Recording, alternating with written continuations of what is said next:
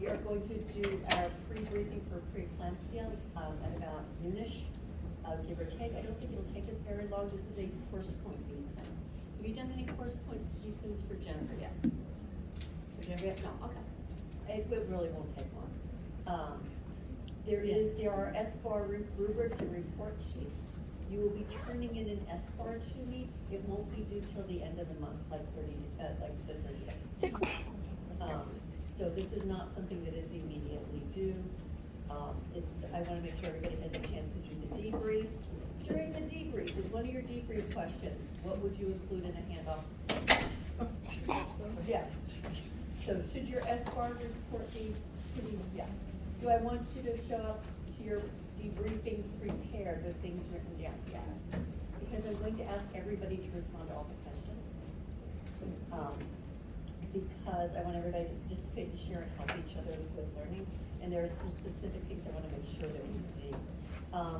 This is a teamwork and communication document from our friends in California. And they have an SBAR report for this particular preeclampsia on pages 6 to 7 of this document. And so those are all, you could pick whichever one and go for it. And there's your assignment and dash survey. And then today we're continuing on intrapartum care. And just to show you that, here is our objectives and plan with your readings as usual. I also build the objectives into our PowerPoint, so you've already seen the objectives really. Our study guide is here. I also put together a short guide to intrapartum nutrition. And truly short. We'll cover the content today. That's it. So 5 points are based on this. That should be a giveaway, right? Yes. Or at least in the educational world, we could say that. Okay. And so I'll give you case circumstances to apply to that. We have Melody, Mina, and Akila returning today, and I will ask you about their diet orders, and we'll discuss what those principles are too. So we'll have a chance to practice this idea with our cases. But realize that that's here for you. Your study guide, obviously, care planning, you should, am I going to have you write a care plan? No, but I could ask you for pieces of it. What assessments do you want on this patient? What interventions would you do? What is this patient at risk for, right? I could, and those would be pieces of a care plan, right? And I could do that as like a short answer question. So that's, so sometimes people wonder, well, how are you reflecting this and how in our testing? That's how I reflect it, as pieces of it. Okay? And so addressing these in clients with diabetes, iron deficiency, preeclampsia, surgical ripening and labor reduction, preterm labor, bleeding in labor, false or early labor, planning for childbirth, planned or unplanned cesarean, any stages of labor, experiencing labor with or without analgesia or anesthesia, with evidence of fetal distress, and really the best term is fetal intolerance for labor. I should change that. Fetal intolerance of labor. Patient is planning to lactate. Okay. Anatomy and physiology. Understanding just the anatomy and physiology of labor discomfort, signs and symptoms. And we've already talked a little bit about estrogen, progestin, prostaglandin, and oxytocin, and their role in labor. Right? So we've already talked about this. Physical changes that occur in the patient throughout labor, we'll be discussing that. Obviously, appropriate labor and delivery practices that reduce risk of perinatal infection or disease transmission. We already talked about how, when we talked about HIV screening, if the patient has no prenatal care and they come in, they should have a rapid screen. And if it's positive, they should antiviral therapy initiated in labor to protect the baby. So we talked about that, right? We all know that erythromycin ointment is to protect the baby's eyes against malignant inflammation, to be on the safe side there, and that's a routine medication. Okay? So those would be things to be specifically considering about. If someone had a lesion that was suggestive of herpes, then it would be a C-section. Right? So there's a lot of that you actually are. Psychosocial changes we're going to discuss, right? During labor, for the patient and their partner, diagnoses, interventions, discomforts of labor, coping and therapeutic interventions for discomfort in labor. We started that with our video yesterday, right? We looked at all kinds of coping strategies, right? Discerning common discomforts versus warning signs or symptoms of concern. Prioritizing diagnoses in labor, problem-solving interventions for common labor discomforts, like those related to nutrition and hydration. Right? That rule about once somebody's vomited 3 times, we're a little more worried about them getting dehydrated, right? Once or twice, I'm not worried about, 3 times I start, yeah. So do people puke in labor sometimes? Oh, yeah. Yes, they do. Yes, they do. Yes. Do they get diarrhea? Sometimes in the early phases. Yes, they do. Yeah.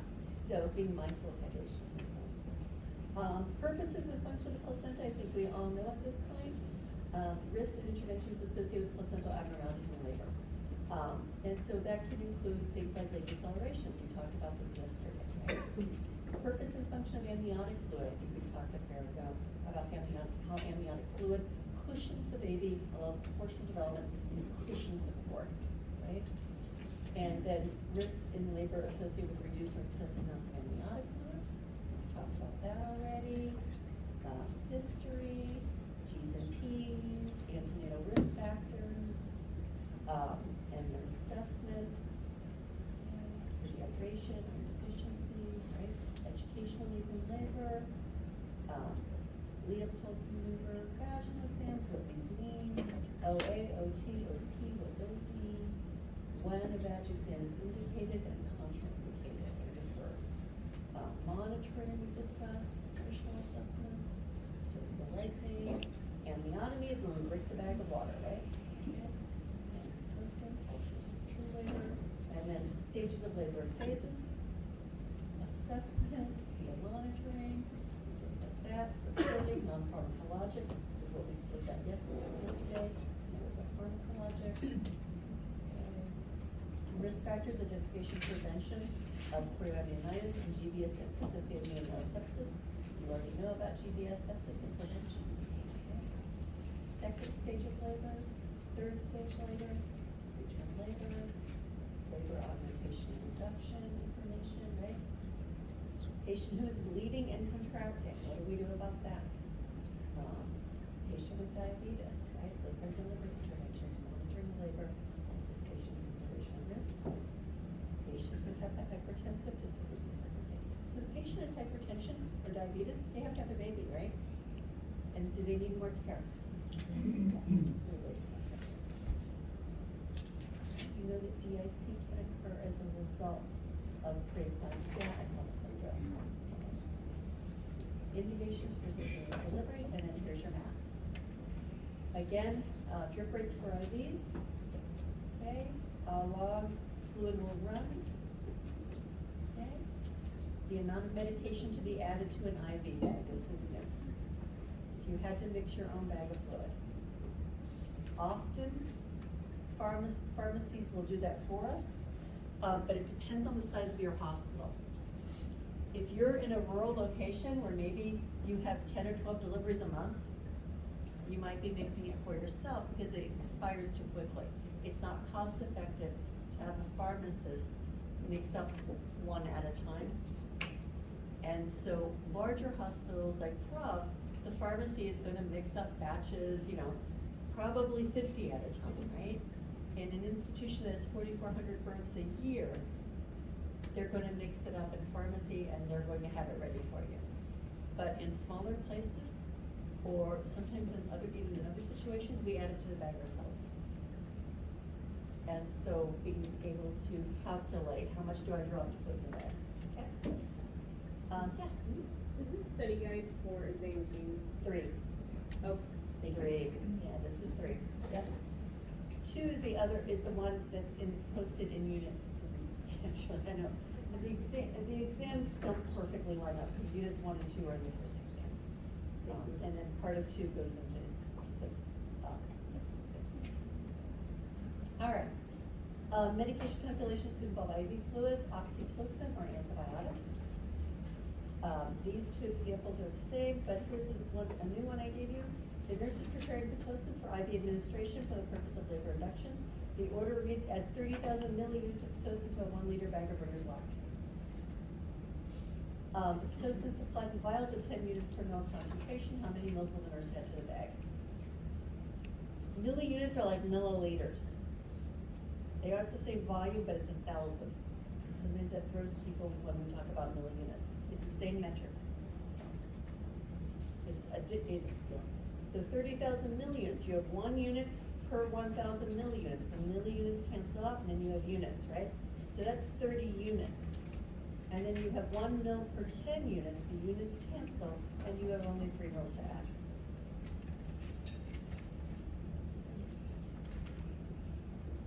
And I just did that to help you get used to working with a bunch of zeros. We dose Pitocin, by the way, in milliunits for labor induction and augmentation. Pitocin is dosed in milliunits during labor. It is dosed in units postpartum. It's dosed in milliunits so we don't overstimulate the uterus. But once the baby's out and we're not worried about causing fetal heart tone anomalies, and we are just trying to make the uterus contract and stop bleeding, we give units. And so that's not a mistake. That's deliberate. That's it. Yeah. Okay. So that's our third test, right? Remember again, you had that L&D correct. Yeah, Keisha. Is that in there? Yeah. Of where we do it at, like postpartum versus pre? It isn't, but it also says for labor induction. Okay. And you've got an order. Okay. The order reads, and so you're just being asked to, yeah. Okay. Occasionally I've had somebody ask though about units and milliunits, and so I just want you to know that that's, yeah. Can we discuss exam 2? I think we looked at that one before. I don't Unit think two. we had. That's why I was confused when we were looking at exam 3, because. Okay. All right.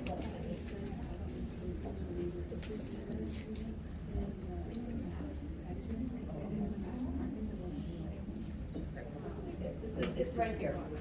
I may have left this for you to do on your own. Oh, okay, that's Yeah, fine. it's okay. I just Yeah. was confused. Yeah, but it's here. So, predictive health unit 2, care of the patient planning to be pregnant, signs of pregnancy, first trimester, pregnancy associated discomfort, first trimester bleeding, inheritable genetic risk, gestational diabetes, iron deficiency anemia, preterm labor, third trimester bleeding, false or early labor, planning for childbirth. So everything leading up, pregnancy discomfort, hormones, STD screenings in pregnancy. Pregnancy testing, the signs of pregnancy, I will put in this test. Psychosocial changes in pregnancy, common pregnancy discomforts, what happens when, right? Warning signs and symptoms of concern in those that are not. Prioritizing diagnoses related to pregnancy, problem-solving interventions for common pregnancy discomforts, including nutritional strategies, like we did in our new open babysit, right? Purpose and functions of both placenta and amniotic fluid, components of a new and returning exam by gestational age, and risk factors presented by each client. Common OB assessment procedures like Leopold's maneuvers, how to height, ultrasound. The recommended screening procedures for physical exam, labs, key components of initial and interim gestational history, as determined by gestational age, and the risk factors presented, right? G's and P's, there will be a G's and P's question on this test. Risk factors and patterns of inheritance, and just knowing, type in RH, hemoglobin, PCF, and just how these are inherited, right? That blood type is codominant, for example, or CF is recessive. That trisomy 21 is really about non-disjunction. And yeah.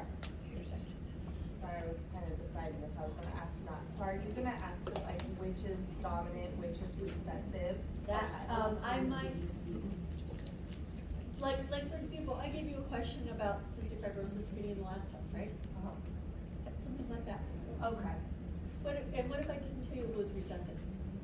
Or if the patient asked about CF screening during their pregnancy, Okay. right?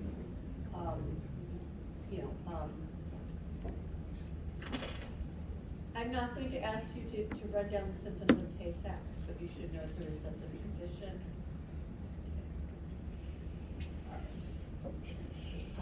All right, recommended weight gain, reducing birth defects, right? Antepartum complications and conditions, identifying the symptoms. Preeclampsia is on that list, of course. Care of the patient with bleeding in pregnancy, miscarriage, ectopic, placenta previa, abruption, bloody show, right? Hemolytic disease in the newborn, that's all about Rogan, right? Iron deficiency we talked about, gestational diabetes we talked about, hypertensive disorders we talked about, and then behavioral monitoring. All right, and risks for development of DIC, like our hypertensive disorders, and then common assessments. And it will be at the general level, but you should know what all of these things are, okay? Educational needs of the family for each trimester, and then your math problems, given a drop factor and prescribed rate, calculate drip rate for an IV. Given a volume and rate of an IV drip, calculate the amount of time the fluid will run. Calculate pregnancy weight loss or weight gain, calculate a BMI, determine if pregnancy weight loss or gain is within expected norms or not. And so that might sound familiar, right? You had that on your prenatal nutrition list. And so, and then medication calculations could involve IV fluids, BMI and weight. And so here we have patient treated for nausea, vomiting, and pregnancy. They have an order for an IV, D5RL at 150 mils an hour. Drop factor for your IV sit is 10 gins per mil. Calculate the drip rate. All right, so it's been prescribed at 150 mils per hour, 10 gins per mil. Your mils cancel out, and then you have gins per hour, right? And then 1 hour has 60 minutes. Your hours cancel out, and you have 25 gins per minute. So if you were working in an urgent visit clinic that doesn't have an IV pump, or maybe it's being used someplace else, if you're an ambulatory care center, you could give somebody an IV. There are some places that are doing that for pregnancy. Especially during COVID, when we didn't want to bring people in the hospital too much. We could do this in the ambulatory care center. D5RL is supplied in 500 ml bags. It's not very much, you should get a liter, but anyway. But anyway, how long will it take in hours and minutes for 1 bag of fluid to be infused? 500 mils, and we've got, and 1 hour per 150 mils, right? I just turn the ratio upside down. The mils cancel out, that gives me 3 1/3 hours. 1/3 of an hour is 20 minutes. So if I ask for hours and minutes, I want hours and minutes.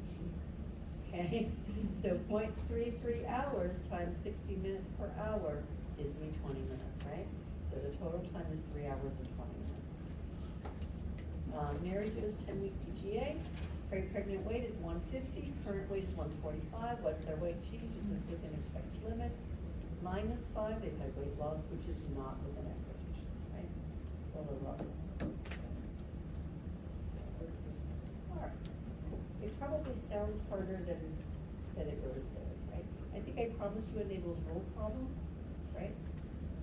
Remember Nagel's rule, calculating due dates? And everything about what happens when, you know, if you were giving a class to a bunch of people who were 20 weeks gestation, would you know which topics were most important? And if you were giving a class at 30 weeks gestation, would you know?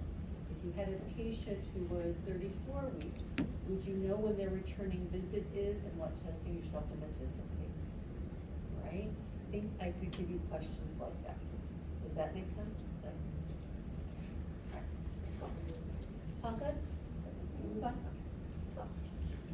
So, all right, so in our, so going back, I just want to make sure,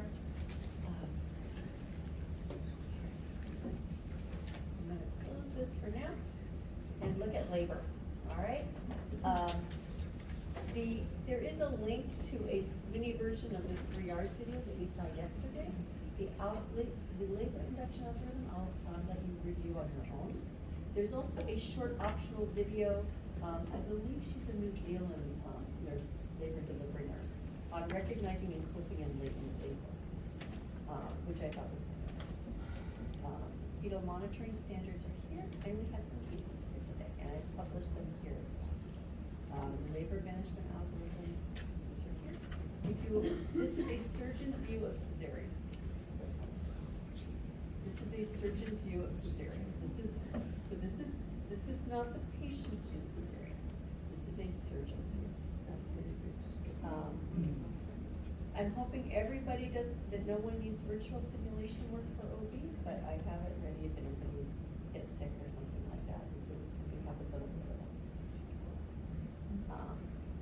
During the pandemic, I'm reluctant to remove anything. I just leave it unpublished if you don't.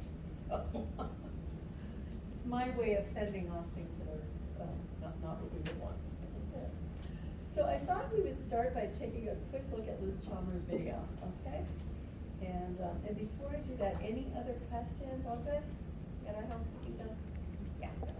Sorry, this is actually going back to the S-bar. I wasn't thinking about it earlier. For the vsim, like, say I've already done it and I did not record stuff while I was doing it, am I gonna be able to like see her vitals or like? It's okay, good. I was like, I don't wanna do the whole 30-minute thing again. It's okay. Perfect, okay, thank you. All right. So Liz Chalmers this is delightful. This was made by someone in Seattle. She was sending this recording to her niece, and it's quite delightful. So I'm going to turn off the lights so you can see the full demonstration. It is quite fun. And we should start our day with a little Hey fun. Charlotte, so I'm going to show you how we do the ping pong ball and balloon exercise. This was something that I got from a fantastic workshop called Stomp Out Boring Childbirth Classes. If you ever have a chance to attend that workshop, it's fantastic. So first part is we need to get the ping pong ball in the balloon, and if you just put it in, if you just try and open it a little bit and put the ball in, it's going to get stuck. And as I always said in class, stuck is a word we don't like to have associated with childbirth. So what you have to do is get your fingers all the way to the very bottom of the balloon and crank it way open, and then poke the ball in, and then you have that. And I would usually have the class do that, stuff their own balloon. It was always fun, and we'd have a good joke about it. And so then we've got that ping pong ball in there, and we're going to inflate it about halfway. About like that. And then you can let that ping pong ball settle into the neck of the balloon. Sometimes giving the neck a little tug really helps. And then you can let go of it and it'll stay inflated. And I show people how if you just squeeze the side of the balloon like this, not much is happening to the neck of the balloon here, and it's not opening very much. These are the Braxton Hicks contractions that are just practice contractions that are more and more common towards the end of pregnancy, but they don't do all that much to what's happening to the cervix. So real contractions happen at the top of the uterus. That's where the power of contractions happens. It's the muscle fibers at the top here getting shorter and thicker, which squeeze the top and then pull up on the side of the uterus here. And just like with real contractions, I have everybody just squeeze and then let go, and then just squeeze and let go. You just have to do a little bit at a time. And you can see how we're getting that effacement or thinning of the cervix down here. And not much dilation is happening while we're still working on shortening the cervix here. And this is a lot of the work that's going on in early labor. It's mostly about that shortening and less about the dilation. So once we get to much more effaced, much more thin, then we're going to start dilating the cervix there. And a lot of people get kind of nervous at this point. It's like, oh no, I don't want to push. So we always have a bit of a joke. It's just like actual labor, where you'd be like, it's okay, just breathe, do it gently. You're stretching beautifully, and then just give it one more push, and the baby will be here. There you go. And it's always just an absolute riot in class. Everybody laughs and has a blast with it. And I always tell class, take it to your young kids, and if they already have kids, and this is a refresher class, show your older kids, because they think it's kind of funny. That's how babies come out. And if you're at a boring office meeting, take it along to that too.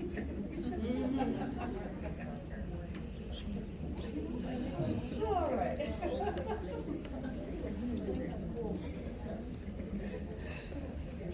All right. I thought that would be a fun way for us to start, all right? And I think that's probably one of the most lovely ways to really demonstrate to you also the difference between Braxton Hicks contractions and actual labor contractions, right? I think that's, so you can see the difference between Braxton Hicks, actual labor, cervical change, effacement, dilation. And here's something else that's good to know. For primiparous patients, they tend to efface first and then dilate. But multips can efface as they dilate. Right? So you don't very often see a primiparous patient who is 5 centimeters and 50%, because that means they're only halfway effaced, but they're also halfway dilated. You'll see that more often in a multiparous patient than you will a primiparous. Primiparous patient will tend to be 90 or 100% effaced by the time they're 5 centimeters. So effacement usually comes first for primiparous patients. Okay? All right, so if you're a nurse in charge and you just picked up the phone to receive a call for an OB provider, they tell you that patient MA is on the way to the hospital coming in to rule out labor. What would you want to know about MA? What would you want to know? What would be some of the key things that would be worth a phone call? Keisha, then let's go. How far apart are your contractions? Yeah, that's what I was gonna say. Contraction, okay, contraction frequency? Yeah. I was gonna say if her water broke. If her water broke, okay. So we're gonna say. Let me grab a different marker. So what else we did? What else we do? Keisha? Probably before anything, we would want to know how far along she was. Yes, gestational age, Michaela, go for it. Oh, Bree. Bree, surgery, Bree. Well, has the patient already been seen yet, or is she like calling in? from home? The provider is calling because they've called their provider. Oh, They're not okay, here in so the they hospital. haven't seen her yet? No, and they're Okay. calling the charge nurse to know to expect a patient, because when they arrive, we want them to have a nurse. Yes, okay, Yeah. never mind. I was gonna say fetal heart tone, but that wouldn't apply. How far they're dilated? How far they're well, we won't know that on the phone though, right? Yeah, this is a phone call, this is what the charge nurse needs to know to take care of, to do. How soon your contractions are? Yeah, will we exactly, okay. There, we can, yes. Has your mucus plug come out? Mucus plug, we can ask that. First time mom or second or multiple? Yes, primip or multip, right? Primip or multip. Let's see, Keisha, then Jessica. Is she high risk? High risk in some way, yes. So I was gonna say, can she talk through her contractions? Can she talk through her contractions? Yes. Did Okay. someone say how many contractions in a 10-minute period? Yeah, they said frequencies, Or how that's pretty far close. apart? Yeah, Okay. yeah, so frequency kind of covers that. Yeah, those would all be good things to know, right? If I only had, prior mentions they're calling on their cell phone and they're driving, so you only have a minute or two, right? You don't want to distract them. Distracted driving applies to doctors and nurses and too, right? So if you could only ask 5 items, what would they be? Blood pressure. Yeah, we won't know that on the phone. Oh wait, no. Gestational age, right? If this Climate. patient, would Nick, you want to, a heads up? Yes. Potentially. Yeah, go ahead. I know someone asked, you wanna know if it's like pre-parents or multi-parents? Yeah, primiparous or multiparous, because that tells me a little bit more. So primip or multip, G's and P's, right? I could just, yeah, G's and P's, or parity, right? Is another way of saying it, parity. Their gestational age. Understanding quality of contractions, so you know if it's Braxton or They may not be able to tell us that over the phone. Yeah. Because, yeah, what else? Would you care how far away they are? How far out they are might be a good idea to know, yeah.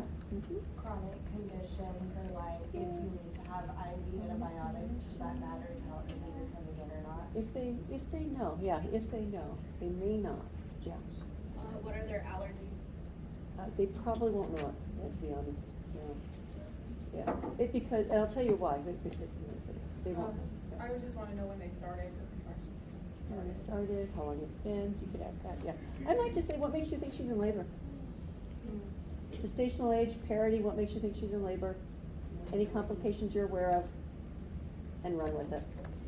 And the reason they won't know is because depending on the size of the practice, they can't reliably remember at home if they've gotten a call. They may not have the patient's chart. At home, they have no chart at all. And so there is no chart, right? And so they won't necessarily know the patient's allergies. They won't, if a patient's in a lot of pain, they won't do like a full medical history on the phone. They'll just bring the patient in because we need to check them for labor. So, and then we'll pull a chart. Certainly the patient's name, right? We will know more than the provider by the time the patient comes in because we'll pull the chart and look at the chart before the patient's there.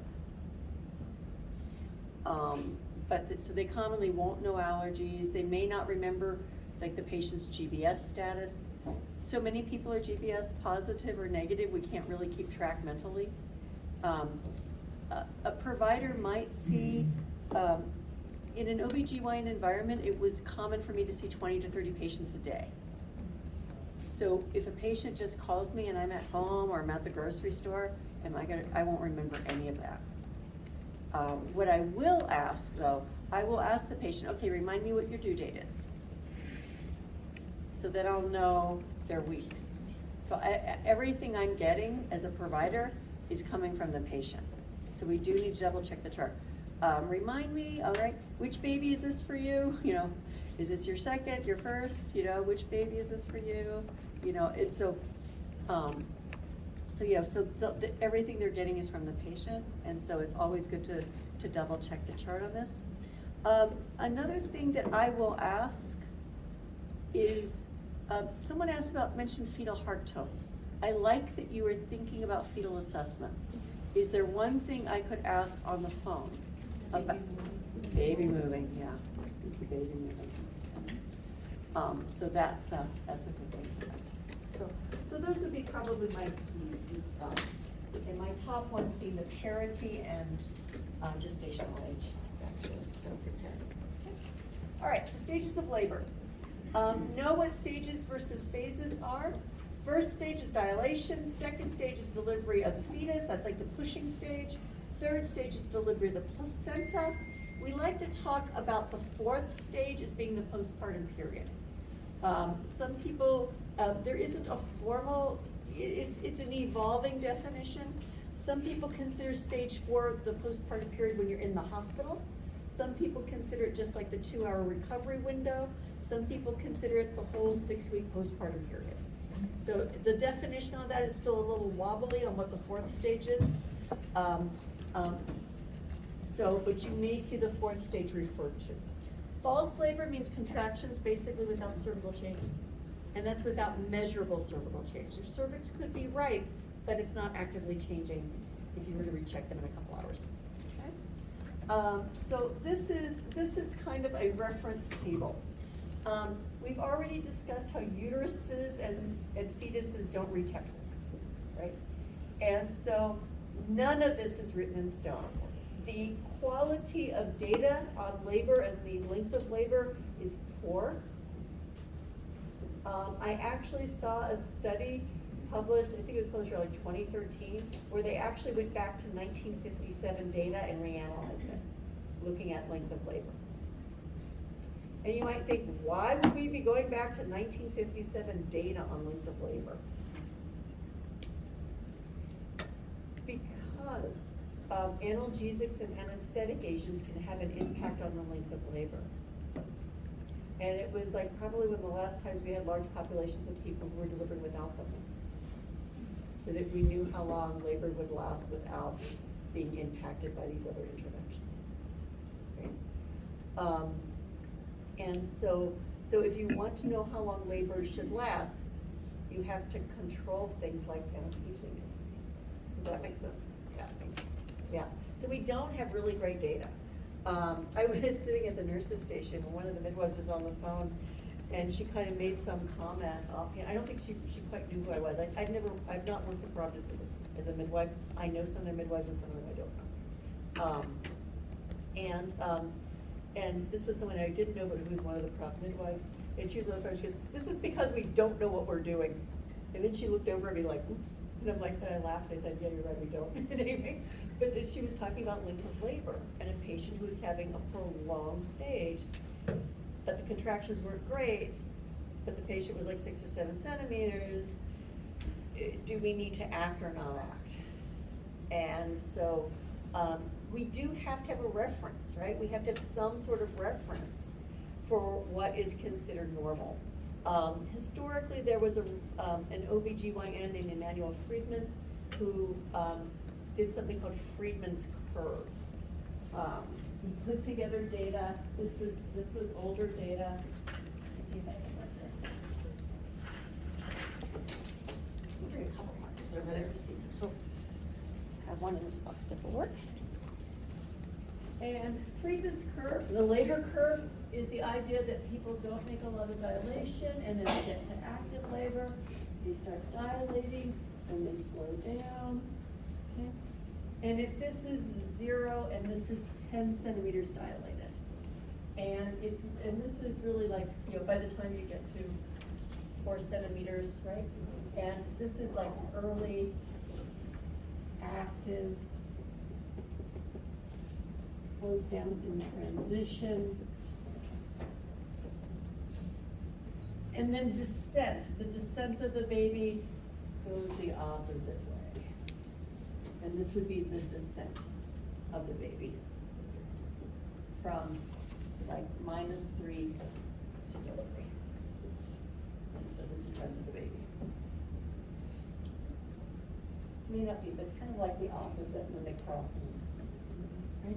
And this would be 0 station. 0 station.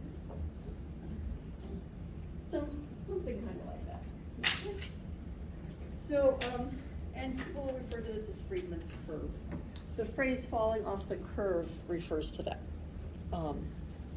And so most of the data that we have was based on Friedman's work back like in the 1950s.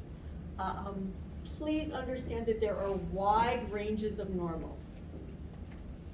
Wide ranges of normal. If you look at the 95th percentile of the data that we have for a first-time patient, a nullipara, somebody's never had a baby before, right? Which is technically the correct term, nullipara. It says here 8.6 hours. This is average. Does anybody have to be average? No. The 95th percentile is 19 hours. That's a significant variation, isn't it? That's a real significant variation. So, and that's without there being anything wrong.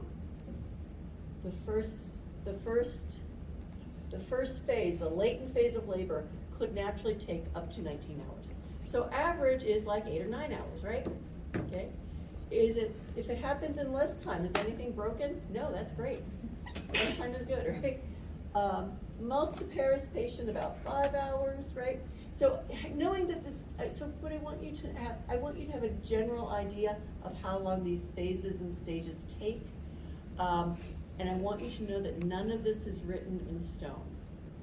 Okay?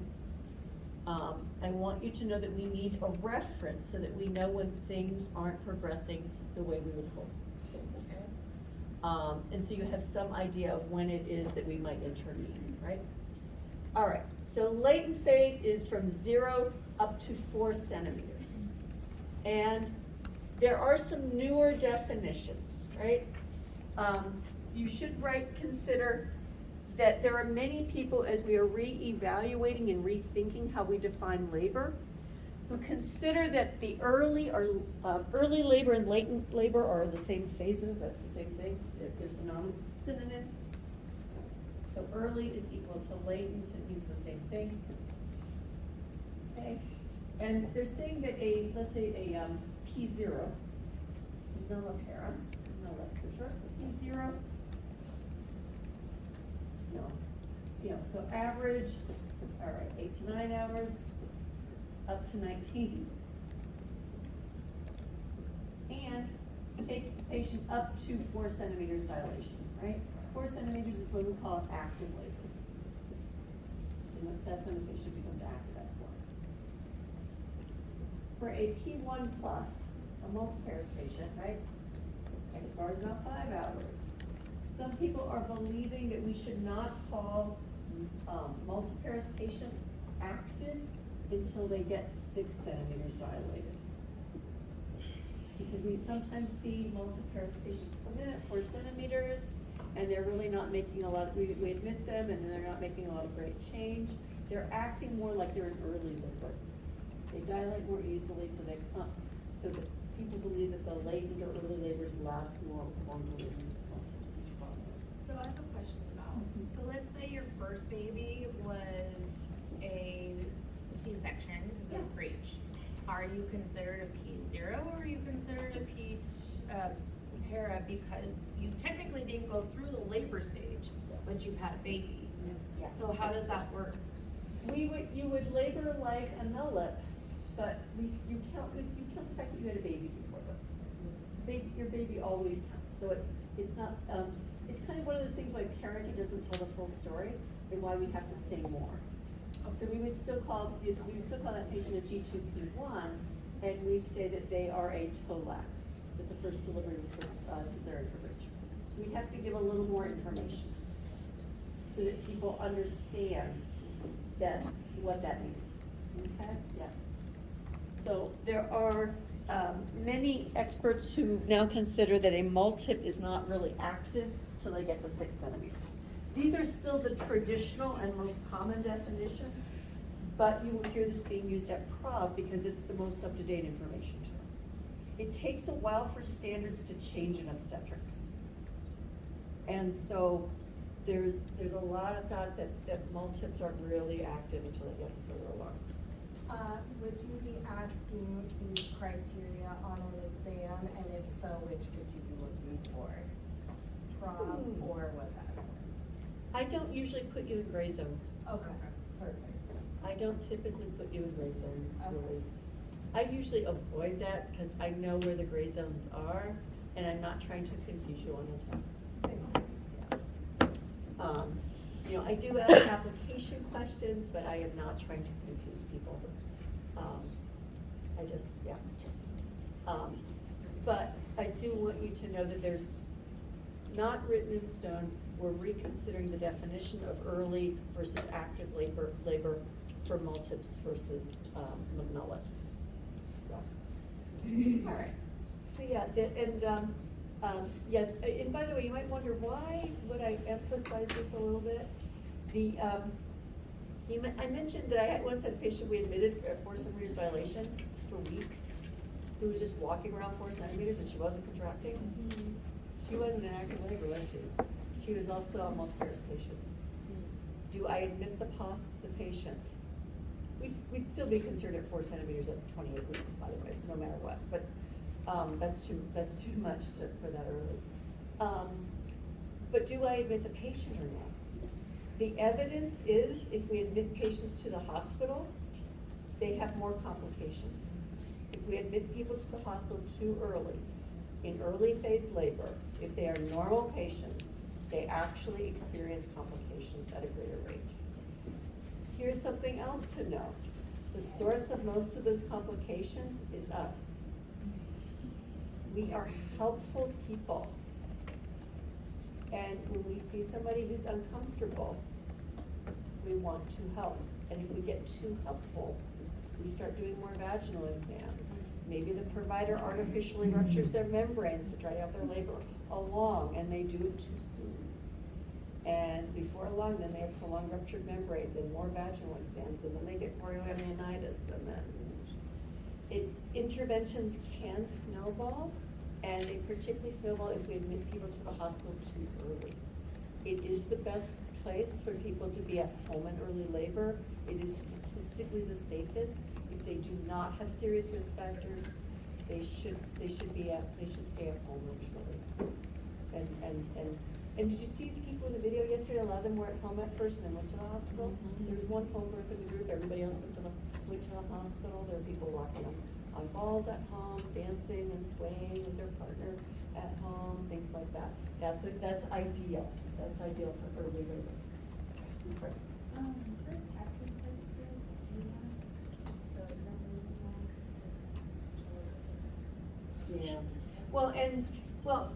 They also, they don't, it's like up to 4. 4 is the definition of active in this, yeah. I would want you to know that 4 starts active labor, so 4 to 8 is active. And then once you get 8 to 10, that's transition, and I mean up to 8. 4 up to 8, 8 and above, 8 to 10, transition.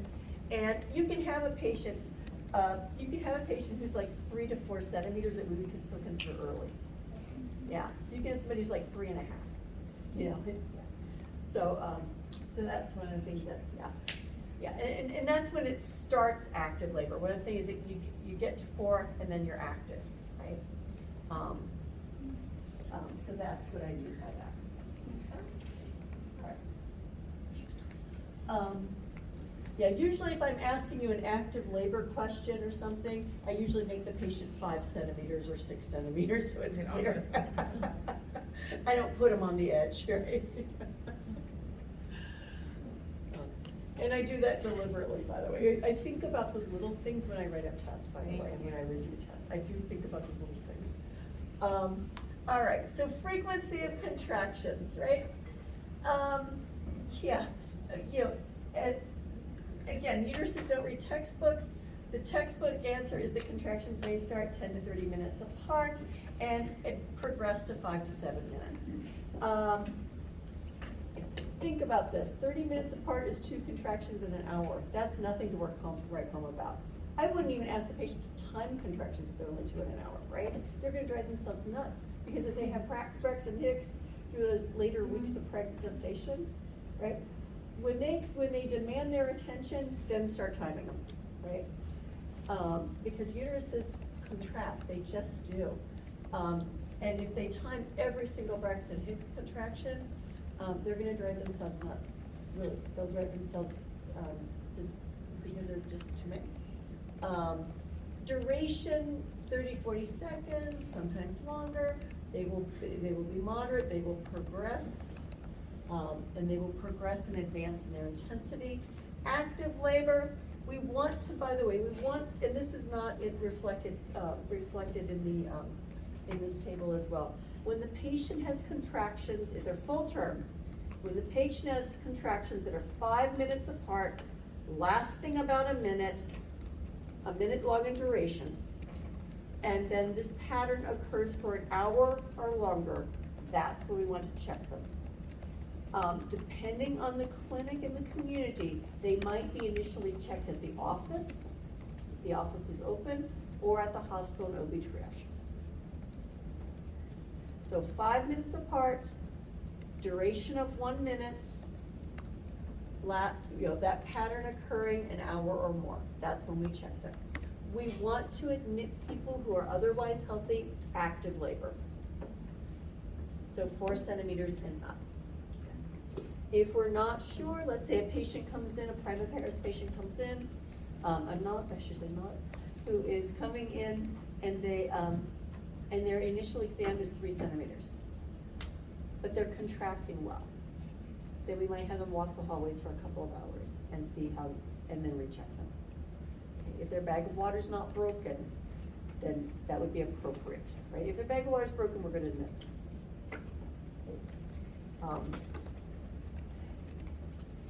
And they're going to progress. They're going to progress to 2 to 3 minutes, lasting about a minute long. They'll be moderate, they'll progress to being stronger. In transition, people call this the transition phase. They call it transition because it's a transition between the first stage of labor and the second stage. Okay. We call this active labor, by the way, because the cervix dilates more actively. Typical progress in active phase labor for a nulliparous patient is approximately 1 centimeter per hour. And that's a good frame of reference. We're expecting about 1 centimeter hour of dilation in the nulliparous patient once they are in active labor. So it may have taken up to 19 hours to get to 4 centimeters. But now we're expecting them to go from 4 to 8 in about 4 hours. Okay? Does that make sense, that labor? Yeah. Okay. If it's a multiparous patient, we're expecting them to dilate at about 1.5 centimeters per hour. Okay. And that's the usual, rate at which we consider this, okay? Transition can be variable, okay? We're hoping that they continue at about 1 centimeter an hour, but often things can kind of slow down a little bit in transition, it kind of levels out a little bit. Some people also refer to this, you might see this written in your textbook, as the deceleration phase. Things start to slow down a little bit in transition. And then second stage is when the patient is completely dilated, patient's completely dilated, and we are getting descent, okay? And the patient is pushing their baby out. Contractions are gonna continue usually about every minute and a half to 2 minutes, lasting about a minute or so long. Average length of second stage for a nulliparous patient is 1 hour, up to 3 hours is normal, within the 95th percentile. Are there people who sometimes take a little longer than 3 hours? Yes. Sometimes, because we know these things aren't written in stone, if a patient and their baby are safe, sometimes I've seen second stage go up to 5 hours at prop, right? And sometimes, here's the other thing, sometimes the patients get to completely dilated and they want to take a break and rest. I have also heard the early part of second stage defined as the rest and be thankful phase. And so some people will actually get a little break. They may not feel like they have to push right away. Some do and some don't. If they feel like pushing, push. If they don't feel like pushing, it's okay to take a little break. Sometimes there's a strategy called laboring down, whereby the contractions, to allow more passive descent, instead of the patient valsalvaing and bearing down to give birth, that we let the labor contract and let the labor bring the baby down before they begin active pushing. So laboring down might be tried. There's been one research study on laboring down, because it was thought that laboring down might reduce our cesarean rate by giving people more time and not being so stuck on 3 hours, you gotta have your baby, or it's C-section, vacuum, or forceps. And it might give people just a little more time. And the research is that it actually didn't help reduce our C-section rate. It actually didn't help. But some people might do it because it feels right for the patient. That's what the patient feels like they need to do, right? And remember, they've worked awfully hard for these hours, right? If you look at the 95th percentile across all phases and stages, a nulliparous patient could naturally take up to 36 hours to give birth to their baby without there being anything wrong. So this could be a long time. They could be laboring through the night and missing sleep, and they could just be tired, right? Exhaustion is a real diagnosis in labor, right? This is tiresome work, right? All those contractions, right? This is a lot of work. So, if it feels right to the patient to rest and get a break, at that point, that's okay. Sometimes patients need that, right? A multiparous patient, the average length of the second stage is usually 15 to 20 minutes. I've seen other sources that say 20. And 95th percentile is about an hour. You've heard me say never trust a multip. They can surprise you. Precipitous labor, which is an entire labor under 3 hours, is more common in multips. And I have easily seen multips who have done things like gone from 6 centimeters to delivery in very short periods of time. I remember a multip who came in. She was only 2 centimeters dilated. She's completely effaced. Her cervix was like paper thin. It was so thin. She was so effaced. And I don't usually admit people with multips of 2 centimeters with paper thin cervixes, but I had my midwife hat on, but her contractions, they were every 3 minutes, really strong. She had some really significant discomfort. I think you're gonna have your baby soon. Hour and a half later. She went from 2 centimeters to deliver in an hour and a half. Right? Okay. And by the way, did you hear I was employing a little judgment there? Yeah, she's 2 centimeters, but she's paper thin. I don't usually see that in a multip at 2 centimeters. And those contractions, man, that's an impressive pattern. She's really uncomfortable. I better hold on to her. I better, right? So yeah, I'm feeling her baby's head and the thinness of that lower uterine segment, I gotta watch, right? So realize that sometimes, that's where the clinical judgment piece is putting together, it's like, yeah, this, but I've also got this, it's telling me something else, right? By the way, I won't give you a case like that on a test, but real life is sometimes different than what I can put on a test. And you can see that type of thing, all right? All right, never base clinical decisions on personal experiences, by the way. But just to tell you the mold, my first baby took about 18 hours. My second one took about an hour and 40 minutes. I was uncomfortable for exactly about a half an hour. So those second babies, multips, do not trust multips, they will turn around and cry. You will often see nurses, once a multip is 5 to 8 centimeters dilated, they're setting up the delivery cart because of that. That is normal because we know that they can, yeah. Oh, and that hour and 40-minute labor, the baby started, my daughter started at OP, asynclitic, and like -5 out of the pelvis to delivery.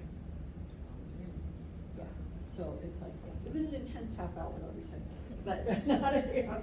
But anyway, like I said, you never base things on personal stuff, but just to show you how multips can be very, yeah, it's very different, right? Yeah, very different.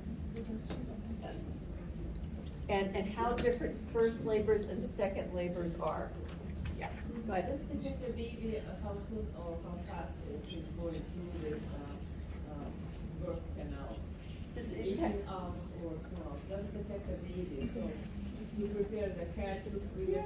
So does it affect the baby or not? Which You know, is it the can, actually, it can. It can also affect the mother in ways that are not necessarily desirable too. So a couple of things. When in labor, the contractions stimulate reduction of amniotic fluid in the baby's lungs. If, there have been ultrasound studies looking at the baby's lungs during labor, and they lose about 1/3 of the amniotic fluid in their lungs during labor. The effect of the contractions in labor is helpful. As they go through the birth canal, they also get a thoracic squeeze, and that generates negative pressure so that when they're born, there's the relief of that pressure. So they've also squeezed out some fluid going through the birth canal. And then you have the release of that pressure. That helps them, those are some of the factors that help them take their first breath. The rest of it will absorb into the lymphatic and systemic circulation, but a lot of it has actually left their lungs during labor and through the process of being born. Sometimes I've actually seen babies with fluid streaming out of their nostrils as their head crowns and delivers. Sometimes I've just even seen it, flowing out of their nose. You might wonder, so are babies delivered by C-section? So babies who have a very short labor, did they get much of that time? No. Babies born by C-section, do they necessarily get that? No.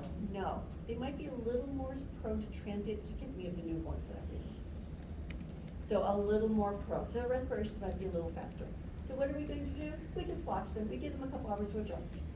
They will drain it. They'll absorb it. I read once that same process helps like those holes in their heart transition into like an adult heart. Yeah. So if that is a C-section patient, then maybe that they may not have that same pressure. Right. Yeah. Oh. And we do have to kind of, there is a range of time at which we expect that to occur, the closure of the Ferrigno Valley and the ductus arteriosus. And so, and that's possible too. So if a baby misses that, they might take a little longer for that type of adjustment to occur, right? For the patient who has the precipitous delivery, they have a little bit more risk of hemorrhage, interestingly enough. You would think that uterus is really cranking, you'd stop bleeding better, but a hemorrhage is actually one of an increased risk with precipitous delivery. Somewhat greater risk if we have a very abrupt pushing, I think I mentioned this last night, if a patient can't feel, they may be more likely to lacerate, not to have an attack perineum. So that's a possibility too, not as much time to stretch. So there might be things like that, right? But, it's not like we're gonna try to slow them down or stop their labor, right? That would not be helpful either, so sometimes life is not a risk-free adventure, and you get the labor you get, so. Yeah, so that's all right. I think we need a break now, right? Yeah, let's take 10 minutes to a quarter hour. Minutes, last for 30 seconds. This contraction pattern is expected in which phase of labor? Latent. A, the race covered, latent? Yeah, latent, yeah, this is latent. It would not be active, transition, or second. And you notice the wording, it says expected. Is that necessarily what we find? No. And by the way, I once had a lovely patient, false labor hurts, and it can hurt as much as real early labor too. I had a lovely patient who came back and forth to the hospital. She was about a centimeter, maybe 1 to 2 centimeters, first time baby. And she was contracting maybe even sometimes every 2 to 3 minutes apart, but still wasn't laboring because her cervix was making active changes, right? And I think she was on her 4th or 5th trip to the hospital. We sometimes would give her medications for therapeutic rest and things like that. But she was on her way back to the hospital, and I checked her and she was 9. She arrived at 9 centimeters one day. And I said, what changed? And she shrugged, she said, nothing. And I said, okay, well, we're having a baby this time. Let's, so sometimes things will surprise you. We have to have parameters, right? We can't keep people confined in hospitals for the remainder of their pregnancies. But remember that, watch the wording. Did you notice how deliberate the wording is? Expected, right? Things like that. Could I give you a similar question with a different stage or phase? Absolutely. I could. I might even be able to give you more information, right? And remember that stages and phases are different, right? This is, second is a stage and not a phase. You should know that this one's automatically wrong. So pay attention to the language. The language is sometimes on questions is actually quite specific for a reason, and that can help you rule out, just in terms of your test taking. That can help you. So just in terms of your test taking skill, watch the words. Words like expected and phased. Don't add wheelchairs, but do analyze. Passion. Cool. All right, so I just handed you the stage 1 of our cases for today. Melody, Akila, Arlena, and I want everybody to focus maybe on one patient, maybe one that you've not yet worked with before. On your new OB, you got to either be or interview Akila, Melody, or maybe choose the other one. The third patient that maybe you didn't get to work with in that case, right? And so, and I want you to spend just a few minutes. I think I'm going to make, I'm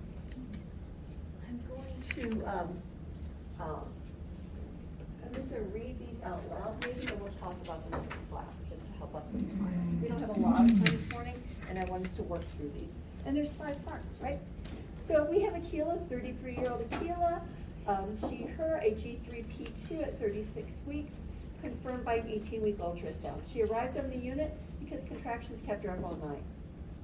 She's a patient of Dr. P. Akila's contractions are approximately every 5 to 7 minutes, lasting 45 seconds. They are mild to palpation. Although Akila has clearly lost her patience with him since she's so very tired. Her husband was recently laid off. She's working 50 hours a week still. Project manager at Amazon. Her husband is supportive, and although he's looking for a new job, unemployment check is smaller. He's hoping that'll wait till after the baby's born. She has that history of preeclampsia and delivered a 5-pound 11-ounce infant by cesarean at 38 weeks after an unsuccessful attempt at labor induction. She had difficulty breastfeeding, gave up after 4 days because of endometritis. 2018, she had an uncomplicated VBAC, delivered a healthy 7-pound baby at 39 weeks. 12-hour labor, chose not to attempt breastfeeding again. 1 UTI this pregnancy, which was treated. Dislikes prenatal vitamins, because she associates it with heartburn. Had a prior laparoscopic coli 5 years ago with no complications. What stage do you think she's in? Early. She could be early. Could it also be false labor? Prodromal labor is another term, false labor, prodromal labor. She could be false or prodromal labor, right? If you could pick 4 priorities, what would you want to know about Aquila that you don't know from this history report? Yeah. Would you check her for how dilated she is? I'd want to know how dilated she is, right? Yeah. Before I check her cervix, do I want to know if her water's broken? Yeah. After that UTI, could it be GBS? Yeah. Yeah, do we have a GBS status on her? No, yeah. Would you wanna ask her if she's had any water or anything? Cause that be dehydration, isn't it? Yeah, it might not be one of my priority items, but yeah, sometimes people, when they get dehydrated, they contract more. The 4th of July, big day for dehydration. But we wanna check her blood pressure since she has a history of preeclampsia. Yes, her blood pressure, she has a history of preeclampsia, absolutely, yep, yeah. Is she feeling the baby move? Is the baby moving? How is this baby doing? Absolutely. So those would be, if I were just picking a few priorities, that would be it, right? Blood pressure, fetal heart tones, is she dilated? Does she have GBS? Is that a possibility? Those would be kind of on the top of my list. There are many, many more though, right? There are many, many more questions to ask. But if I just were picking a few, okay? And so let me go on to Melody next. Melody is a 17-year-old, G1P0 at 37 weeks. She lives in Chelan, but was visiting a cousin with her mother when she experienced a sudden gush of clear vaginal fluid about an hour ago. Okay. Mother brought her into your hospital because it was close. She was eating dinner with her family when it happened. There are no contractions, and she has frequent fetal movements.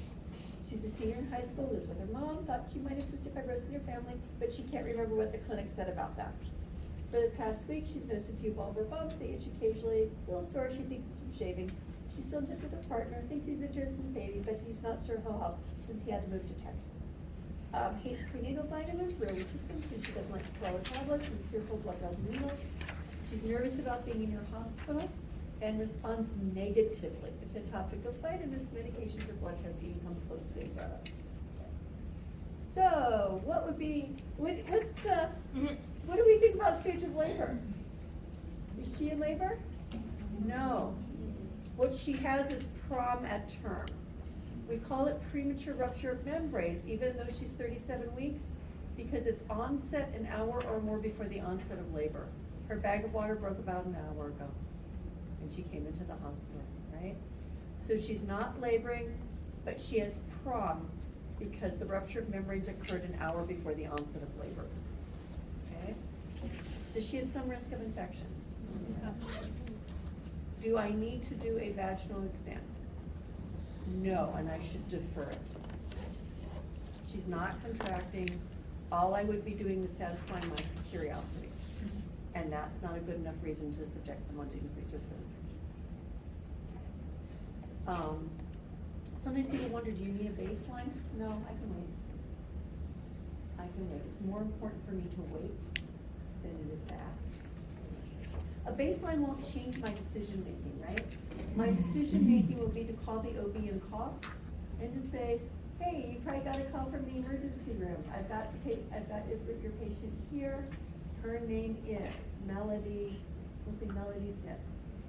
She's a 17-year-old prima gravida, has copious leaking clear fluid, maybe, and I'll give them a rundown on my assessment, right? My recommendation is that we admit the patient and observe for labor. Okay. We will usually give this patient some time to go into labor on their own. Depending on the practice, it's common to allow up to 12 hours for her to go into labor on her own.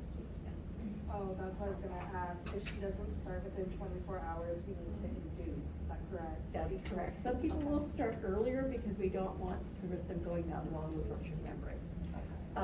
Some people will consider, and it depends on the provider, and it depends on how much they would rather wait and be less interventive versus, sometimes people are also thinking about, if it were 6 o'clock in the evening, do we want, thinking about timing too. 6 in the morning might be better than waiting 24 hours and starting, thinking about that too. Like if we, how, thinking in terms of risk of exhaustion. Right. Okay. Just people sleep well in hospitals, by the way. They sleep for work, yeah. Good. We would do a vaginal exam if she was having contractions though. If she was having regular painful contractions Okay. that were frequent enough, Okay. that we suspected that she was laboring, and it would, if it makes a difference in our plan of care. Okay. Yeah, if it makes a difference in our plan of care. For the patient who doesn't have ruptured membranes and who's coming in at full term, we would check them because we need to know if their cervix is dilated and if it's time to admit them.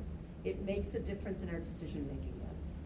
It makes a difference in our decision-making with Aquila because we don't know if she's really laboring or not, right? And if her bag of water isn't broken, we need to know if she should go home or be admitted. Or if we should offer her therapeutic rest for early labor or not. So that makes a difference in our decision-making. What about the bumps that she has? Would we be looking at those, or would we be talking about it? Just look at Okay. those, yeah. Yeah, we won't need to check the cervix for them though, we would just look at the vulvar bumps. Okay. Yeah, and see what they look like, okay? Does it look like just some minor folliculitis, does it look like warts? We would report that to the provider, it is the provider's looking, that's the diagnosis. Okay. But we can take a look at them, and once you've seen a few warts, you'll know, it, yes, you have what you need. If you've ever seen warts on people's hand, they look very similar, they're just on the genitals. Okay. You know, and it's pretty obvious if something like is an open lesion versus a wart, or versus if it's associated with a hair follicle, right? You'll see the hair, the hair follicle at the center of it.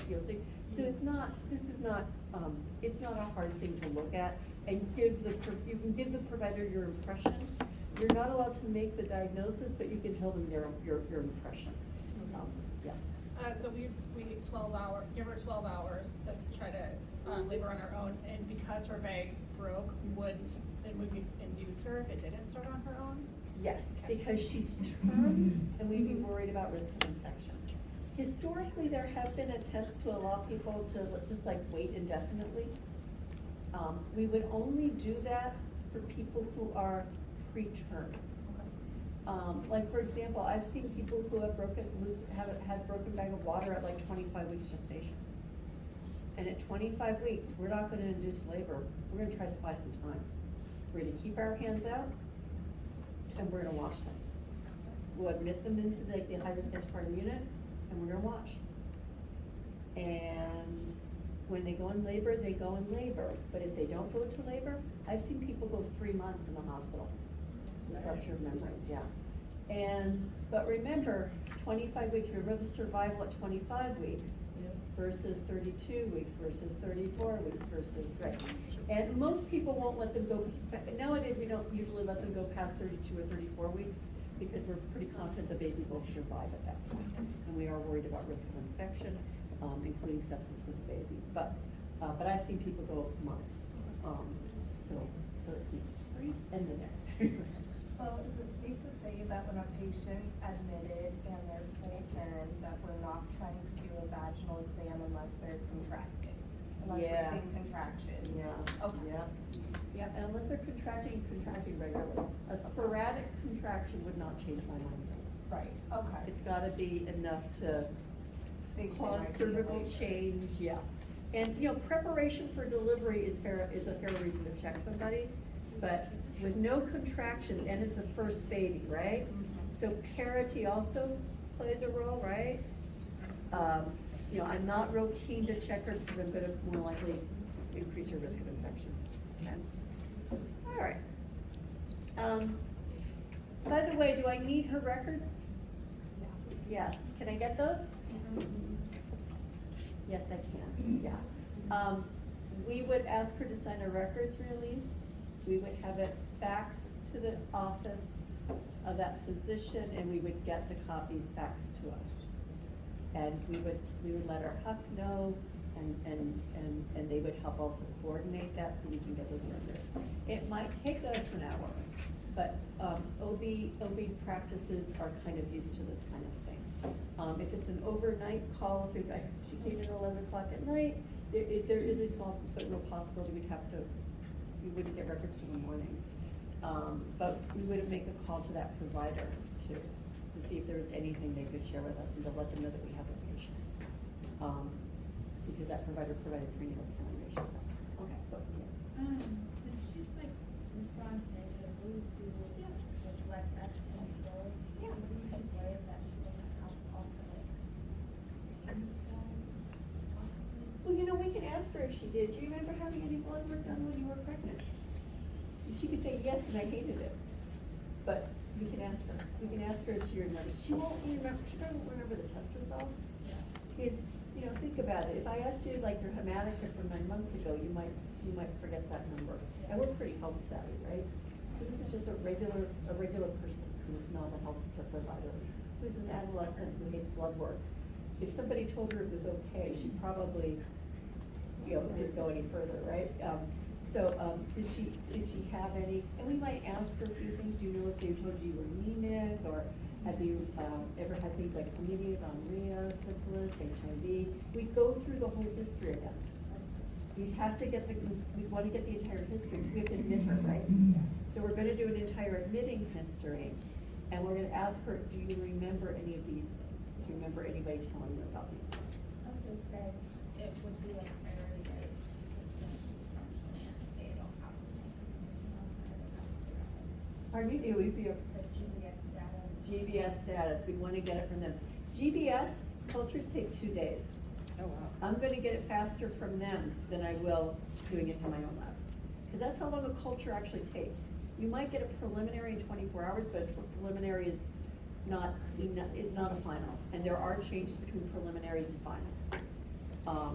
So yeah, a culture takes 48 hours. We are actually taking the swab, putting it on a plate of agar, and letting it grow in an incubator. And they're taken out and examined at 24 hours, 48 hours. It's not an instant test. We're hoping she has her baby in that 48-hour period, so we can't wait to do our own cultures. We would have to get, results from Chelan will be the best we can do. Absolutely. Is somebody else have a question over on this side? Sorry, sometimes my peripheral vision with glasses gets a little, okay, all right. Okay, cool. And so, yeah, we do want to know her GBS status, don't we? We can defer her, that. Do we want to know how our baby's doing? Yeah, we know how our baby's doing. Yeah, babies, she says frequent fetal movement, so that's awesome, but we also want to listen to the baby. So those would be good things, right? And we want all of her blood work. We want to know all of that. All right, let me go on to Mina. Oh, poor Mina.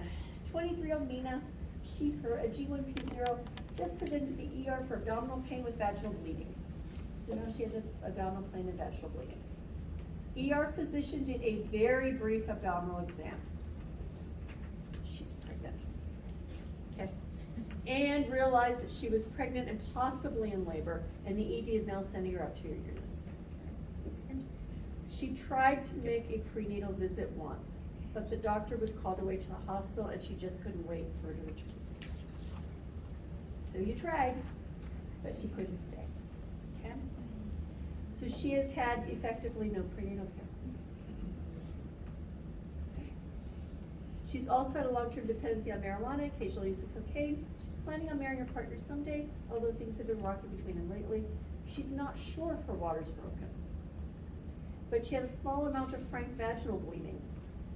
You quickly conduct Leopold's maneuvers to check the fetal presentation, which is cephalic with the fetal back on the right. Where am I going to hear the heart tones? Right lower quadrant. Cephalic. Baby's head first, so it's going to be lower, and it's the right lower quadrant. You note that her abdominal pain is constant. And when you place her on the monitor, you know positive fetal heart tones in the 150s with minimal variability and contractions that are every 2 minutes. Strong depalpation, lasting 1 minute long. Now that you have fetal heart tones, you also check her fundal height, which is 34 centimeters. Mina reports history of chlamydia treated 2 years ago. Thinks her partner got treated, but she's not sure since he cheated. Has a history of appendectomy and allergy to fentanyl, which made her vomit. So let's look at a few things. Well, one thing's good, baby's head first, that's nice, right? Got heart tones, that's good. What category is our tracing? Yeah. 2, it's a 2. We've got minimal variability, but there's nothing here about D cells, right? Yeah. She's got some bleeding. Can I do a vaginal exam? Yeah. Yeah, let's see, what do you, Well, you said yesterday that if someone does cocaine, that they're more prone to abruption, and she's bleeding, so she could have an abruption. she could have an abruption. We would be suspicious for abruption, So right? would you do like an ultrasound instead, because you don't wanna make it worse? Yes, she has bleeding and we don't know where her placenta is. She never got an ultrasound. We don't know if she could have a previa. And even though her symptoms suggest that this is a partial abruption, partial because we've got fetal heart tones, right? So her symptoms suggest partial abruption, but because she's bleeding, we've gotta check and make sure that the placenta is cleared from the cervix before we can do a vaginal exam. So the first thing we really wanna know is, where is that placenta? I've gotta make sure it's clear. Do I want to do a vaginal exam? Is that on my list? Mhm. I just can't do it yet. I gotta prioritize that ultrasound. And so, because she's contracting so much, right? What's going on there? Yeah, are we going to be able to find that out? No. Yeah, we don't know. Our best thing we've got here is a fundal height of 34 centimeters. That would be roughly, ordinarily, we think that's roughly around 34 weeks, right? So we suspect that this baby's a preemie, right? Now, here's another thing though. Do things like cocaine, smoking, stuff like that, does that reduce potentially cause IUGR? Yes, so the baby might be more mature than we think, but who knows, maybe the baby has oligo. So I'm gonna take that 34 weeks with a grain of salt, right? Maybe the baby's 36, maybe the baby's 33, I don't know. Do I want my friends in NICU to know? Yes. Yes. Do I want them at delivery? Yes. Do I want to be well prepared? Yes. Does my charge nurse need to know all of this? Yes. Yes, absolutely, yes. Do we do, drug screenings and then like an STD, like for chlamydia? Can we check that then to see if she's positive? We could potentially do that, but we still have to do the ultrasound first. We're not even put a swab in the cervix for. Okay, for. okay. Ideally, by the way, does she need prenatal lab work done? Yeah, she needs prenatal lab work done. We need to know her type in RH. We need to know her CBC. We need to know everything. So we need, is she a good candidate for an HIV or a sure test? Yes, she is. Yes, she is. We want an RPR on her. We want all of those things, right? So we won't do the diabetes screening because at this point, we're past that point, right? We're past the point where we watch this baby's blood glucoses anyway because they're likely to be small, right? And they're probably gonna go to NICU, right? So, so there is all of that, right? Do I need to let the doctor on call give them an SBAR? Yes. And get an order for a bedside ultrasound, first thing, and, Do I want that provider to come in and evaluate the patient? Yes, they've never seen this patient, yep, I want all of those things, right? Do I wanna do anything about those heart tones, by the way? Should I do something? Change position. Position, yeah, I'm gonna reposition, make sure this patient is positioned on their side. I'm gonna do continuous monitoring and watching. Does she need an IV? Yes. She's bleeding, right?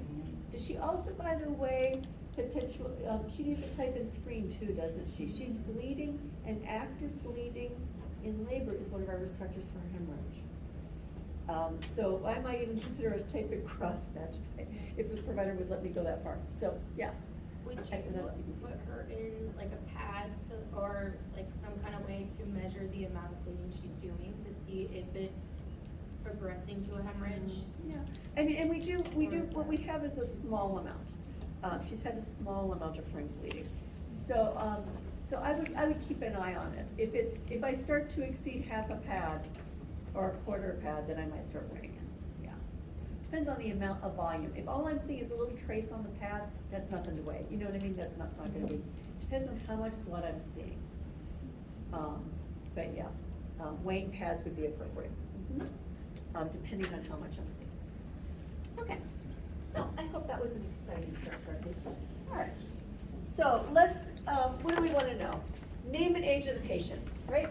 Last menstrual period, estimated date of delivery, gestational age, the attending physician or midwife, and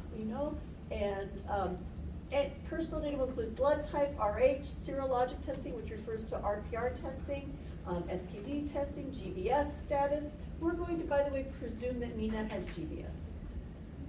We can't know in time. So we're going to have to presume, we're also presuming she's 34 weeks, so she's also preterm anyway, by the definition that we can give her, right? Hep B surface antigen, Hep C, all of those, right? Ideally, we would know pre-pregnant and present weight.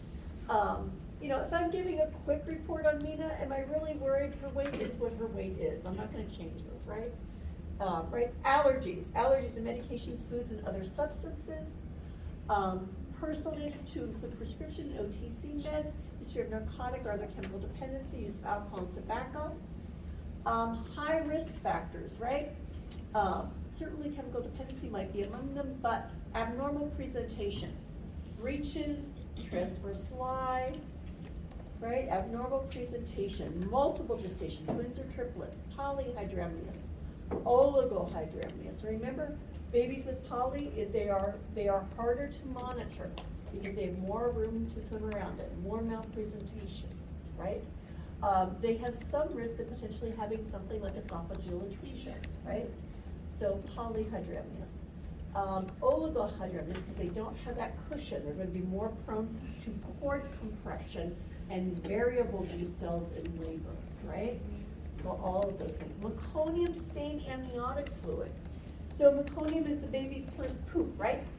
So babies pass meconium prior to birth, usually for one of two reasons.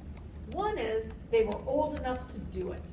We usually see that around the 41 weekers, the babies that went past their due date. Sometimes they're just simply old enough to have done it. The other reason is because they experienced some small hypoxic event, right? They were stressed in some way. They had intolerance to labor at some moment. So, it would be unusual to see meconium stained amniotic fluid in a 34-weeker or a 37-weeker. If we saw meconium stained amniotic fluid, though, in Melody's fluid, that would be unusual, and that would suggest that there could be a problem, right? My other issue is that could the baby aspirate? Remember, babies practice breathing motions. They can also gasp inside the uterus. So could the baby suck any meconium in that could cause meconium aspiration syndrome? And if you've ever seen meconium, it is tarry black stuff. It's sticky, it's hard to wipe out their butts. So you can imagine getting that in your lungs would not be very good, okay? So if a baby has thick or particulate meconium, do we want NICU at delivery? Mm-hmm. Yes, yeah, thick particulate meconium, right? Premature rupture of membranes, right? So this is what Melody has at this point. There is also preterm premature rupture of membranes, right? So that's a possibility as well. So these are high risk factors. Placental abruption, and we certainly have symptoms like that for Mina. Placenta previa, and remember that these are both risk factors for hemorrhage. Induction of labor, right? Inductions are harder, they take longer. And there's that people who have been on Pitocin for 24 hours or longer especially, are at greater risk of hemorrhage also. There's a reason we're inducing them, and there's a reason why they didn't go into labor on their own. And it's all about the number of receptors that uterus has for the oxytocin and prostaglandins. If the uterus didn't have enough receptors to be real responsive to the oxytocin, then it may not be very responsive and may not contract well after delivery. Does that make sense? So if things were kind of prolonged or protracted during labor, we can expect that the uterus might also not contract well afterwards. HIV, other STI or STD for risk of perinatal transmission. If the patient has failure to progress in labor and their cervix stops dilating. Precipitous labor, we've already mentioned. Cord prolapse, this is what a cord prolapse looks like, right? And cord prolapses can occur with head first babies. They can also occur, by the way, with artificial rupture of membranes if the baby's head isn't low. We want the head to be low before the water breaks, ideally, right? Because then it blocks the cord from coming down. Fetal heart tone abnormalities, right? Uterine rupture, these are actual risks that could occur. And uterine rupture would be a small but real risk for our patients with TOLAC or VBAC. Post-dates pregnancy, technically that means greater than 42 weeks. 41 weeks is the definition being used at PROV because babies are safer if we induce at 41 weeks rather than waiting. Diabetes of any type, any hypertensive disorder, right? These are concerns that are at risk. Of course, we're going to do initial and ongoing assessments, right? We are particularly going to focus on things like the uterus, right? Contractions, the fetal heart tones, right? Color of the fluid. We're going to pay attention to their vital signs for risk of infection, right? So the vital signs, and for risk of preeclampsia. Can preeclampsia develop in labor when they didn't have it before? Yes. Yes.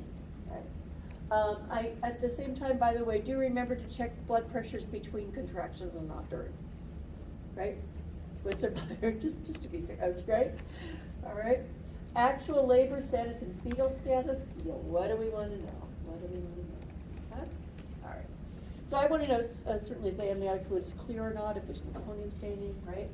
As well as our fetal heart tones. Our frequency of assessment, it's every 30 minutes in the first stage of labor for a low-risk patient.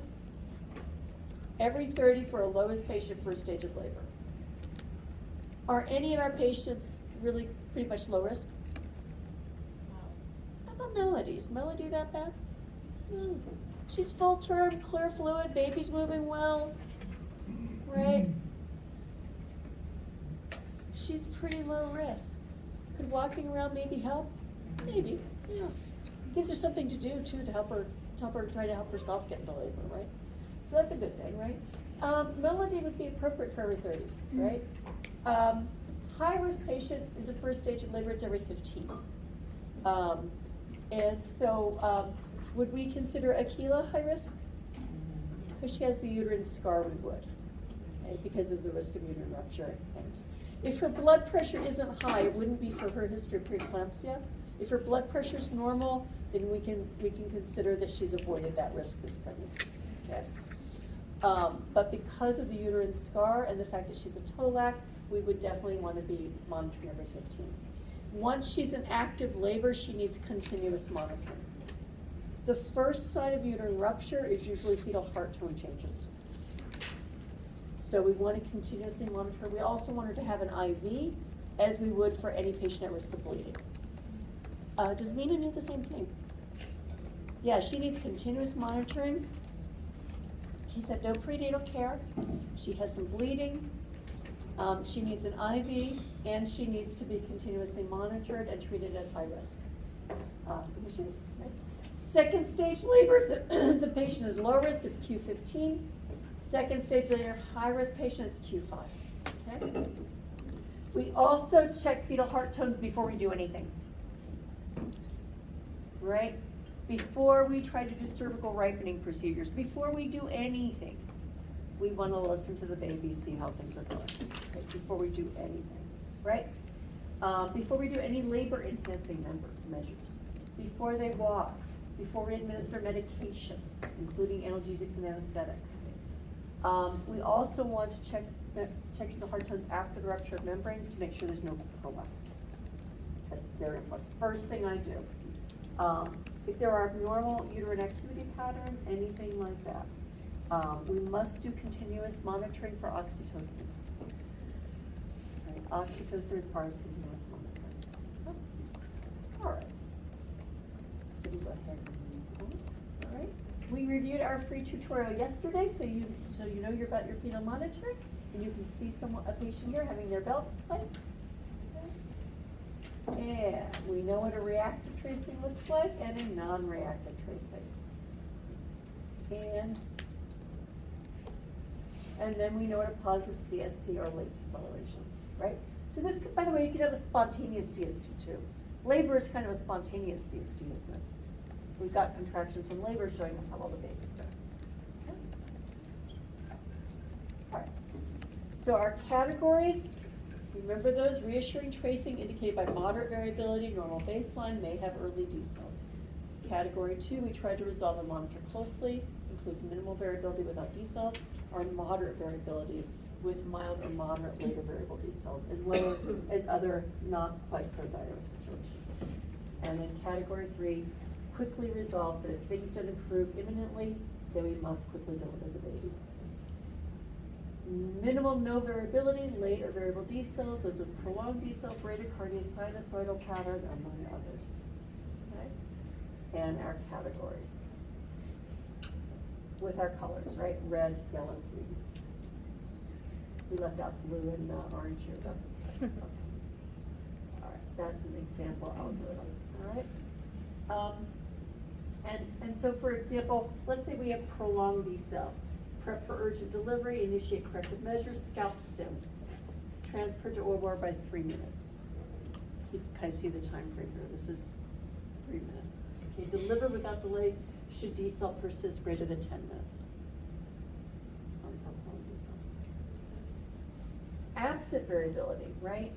Begin prep for urgent delivery, initiate corrective measures, scalp stim if not already done. If no improvement, deliver within 30 minutes. And sometimes babies will kind of go back and forth. They'll do this, then this, and then we wait, and then we go back again, and then so sometimes that'll happen too. We'll improve things temporarily. So sometimes it's to be aware it's not, we put these arrows in one direction, but sometimes they go back and we fix things for a little while too. Okay. All right. So algorithm for management of category 2 tracing. Moderate variability or accelerations, yes. Significant decels over 50% of the time, no, then we just observe. The occasional decel doesn't worry us if they've got moderate variability. Okay. Moderate variability is a predictor of normal acid-base balance. The baby's not acidotic. If they have significant decels with more than 50%, right? If it's in latent phase, they're like a primate at 1 centimeter, 2 centimeters, then it's a C-section because this baby won't be able to handle the length it takes to get delivered. Right? If it's in active phase with normal labor progress, then we can observe them. So if a baby's misbehaving, is a vaginal exam part of the recipe? That would be a good reason to do a vaginal exam. If I have decels, that's a good time to do a vaginal. Okay? If we don't have labor progress, though, that could mean a C-section. If we have second stage and normal progress, yes, then we can observe. No, we don't have normal progress, then it might be a C-section or an operative vaginal delivery, like vacuum or forceps, to help deliver the baby more quickly. Okay? So these are possibilities, right? If we have no moderate variability or accelerations, and we have significant decels with greater than 50%, then it's a cesarean or operative vaginal delivery. If the answer is no, we don't have significant decels, we can observe for an hour. If it's persistent, yes, then we go to cesarean or operative vaginal delivery. If it's no, then we manage, we observe them, okay? And so for an operative vaginal delivery, vacuum or forceps, the patient must be completely dilated. That's when the patient's completely dilated. Mariana. So what did the patient report that she feels like she wants to push, just really wants to push? And for us, without the vaginal exam, for example, the patient just arrived, she says, I want to push, I just feel it. What do we expect to see? Should it be that we see the cervixes really completely open, or it still could be not open at all? But so is it possible to feel like you need to push while the cervixes are closed? It's unusual to feel like you need to push with the cervix still closed. With the cervix totally closed. Well, I mean 2 centimeters. 2 centimeters, yeah, that would be unusual.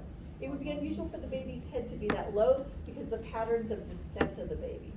Now, is it impossible? No, because I never say impossible related to labor, right? But we don't want the patient to push. It can swell the cervix or lacerate it, and you can actually cause more damage and more harm. You will not speed, unless you're at the very end, like 9 centimeters, you are not going to speed labor by having a patient push at 2 centimeters. You can cause harm. I'm going to try to position the patient so that they have less pressure on their cervix, maybe try new chest, try some other things. If they're only 2 centimeters dilated. And I'm going to tell them, I don't want you to push because it'll swell up your cervix and make this solve harder and make it harder on your body. And so, yeah, people will get really swollen, and it's not just their cervix that can get swollen, their labia, because they're bearing down, and that has an effect on vascular return and stuff. People should not push too early. Now, having said that, if a patient is 9 centimeters dilated and really has to push, their provider might be able to help manually stretch that last centimeter, or they might do what's called reducing a lip. If it's just an anterior lip across of cervix across the baby's head, we might be able to lift that up while the patient pushes through. And so, but that needs evaluation and okay from the provider because the cervix can lacerate. And we want to avoid lacerations of the cervix. The cervix can bleed. We usually don't really get a lot of blood from the perineum, but the cervix could bleed, and that's not good. We also want the patient to have an intact cervix for the possibility that they might get pregnant again. We don't want to cause cervical damage. Yeah, agree. I was gonna say, on that note, if the patient's feeling a lot of pressure down there and they're not dilated, isn't it a sign of infection? Like a vaginal infection? Not usually pressure. Okay, Not usually pressure. I mean, sometimes people feel pressure with bladder infections, okay. but not so. But not usually. No, not usually. And sometimes it's just lightning. The baby might be engaged in the pelvis, but I don't want them to push yet. Not if they're not dilated. And so we just have to make them comfortable. So we've looked at our patterns. Remember, we have 1 more hour, so I want to make sure we've got another 4 parts. So I'm gonna. Keisha, go ahead. You said something about a vacuum and forceps only with Complete dilation. complete dilation. Yeah, complete dilation. Yeah. All right, so our lab work, we're gonna assess our urine for ketones, protein, glucose, right? Ketones is an option, right? We will get a CBC and a type-in screen for moderate risk, a type-in cross-match for our high-risk hemorrhage patients. We will just draw a clot and hold it if the patient is normal level risk for hemorrhage. And I may ask if we can use our question card just because of our time being short. My labor assessment will include the 4 Ps, the passage, that's also known as the pelvis, the passenger, that's the baby, the presentation, position, the size of the baby, whether the baby's OP or OA, right? The powers is the historic term for this. Some textbooks call it the physiologic forces, the strength and pattern of the contractions, and the strength of the pushing effort if we're in 2nd stage. Psyche or psychosocial conditions. I've seen people who really don't have great pelvises push out their babies because they felt good. They felt like, I can do this, I'm on this. And it's like, yes, you are. Right? Right? Absolutely. Yeah. Yeah. I've seen people I didn't think could get a baby out, do it. I've seen people at postpartum, I'm thinking, how did that 7-pound baby make it out there? I'm not sure. Are they 8-pound baby or the biggest babies I've delivered a couple that were a little over 11 pounds, 11 pounds, 2 ounces. Vaginally. One of them precepted in less than 3 hours. Yeah, 11-pounder precepted. Who knows, right? You never say never. That's why you never say never in obstetrics, because you see things sometimes that just surprise you, right? All right. Break. Can we make it a short one? Mm-hmm. All right, that's fine. Okay. All right, and just be very super prompt. Can we aim to start at 10 minutes, at 10 after? You want to give you your breaks. All right, 10 after. Okay, let's do that. And I'll hand out next part. Is there some nice? And yeah, and I just kind of wanted to stress that labor clients have previous ideas, knowledge, and fears, right? People have expectations about labor and childbirth and what they will be like in labor and childbirth. So assess, right? Sometimes people are told horror stories, sometimes people are told horrible things when they're pregnant, by the way. I just, and so people are sometimes told horrible things, sometimes people are, so sometimes people are just told horrible things. And so we always want to assess our patients and their fears, right? We want to assess their support system, including their partner, support person, spouse. How are they responding? How do they interact? Are they close? What are they comfortable doing? What support are they providing? Can we help them provide support? Can we help teach them to maybe provide sacral counter pressure or doing a hip squeeze or helping, hold their hand and helping them breathe? Can we help that person do those things, right? Is this something that they would feel comfortable doing? Or something that they're not comfortable doing, right? Sometimes, it's been said that sometimes there's a lot of weight on partners and birth partners, right? This is someone who they love, who is experiencing pain giving birth to their baby. And so, which is deeply meaningful, but also deeply stressful that the person they love is going through that to give birth to their baby. And they've never done this before either, and they are being counted on to help that patient cope with pain, right? And so that's really kind of hard. And so they really may need that guidance and support, and they may need their nurse to put if it's appropriate, to put their hand on their shoulder and tell them they're doing a good job too. Right? And if we tell somebody, suggest to somebody that we do, we might even practice doing some things for the patient, like sacral counter pressure. Ask the patient how that feels. Ask the partner if they would like to do that while you chart, and then put their hand there. And then ask the patient how it feels when their partner does that. We can help mentor them into and scaffold them into providing support, right? So there are things we can do to help that, right? We also need to screen all of our patients for interpersonal violence on admission. We do need to briefly separate people to do this. Okay? But this is also important and part of national standards to do so. It might be as simple as, hey, could you fill up this water pitcher for us? The nutrition room is down the hall. Right? It could be something like that. But that we briefly get a minute to talk to the patient privately to make sure they're okay and to see if they are safe. Anxiety, remember to observe between contractions and observe for things like rapid breathing, nervous tremors, frowning, grimacing, clenching, thrashing, crying, increased pulse and respiration. Okay? And thinking about how we distinguish the sounds of coping from the sounds of distress. Right? And that was why I pointed out some things to you yesterday. So you could observe that the person who was very vocal in their coping really actually wasn't in distress. And remember about treating patients who are experiencing anxiety. We want to give them a sense of control and choices. We want to give people choices because that gives them a sense of control. We want to ask them about their plans and do our utmost to make sure those plans come true. Their plans for their birth. We want to inform them of everything that we do and what normally happens when it happens, before it happens, right? We want them to know, right? And we want to get on top of everything, right? So that things don't happen that cause the patient increased anxiety. We might want to bring down their anxiety. Maybe they're worried about the baby, and they want to hear the heartbeat, and having it turned up loud is helpful to them.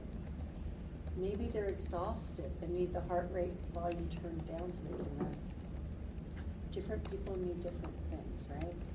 And so, so that is, so think about things like that as well. Okay. What is going to help? Are they worried about themselves? Are they worried about pain? Are they worried about their baby? Are they worried that, whether or not they can do it? I remember a patient whose sister had a C-section at 4 centimeters because the baby was occiput posterior. And at 9 centimeters, I recognized that her baby was OP also. So I said, here, let's get you on your hands and knees to help get rid of that last little bit of cervix.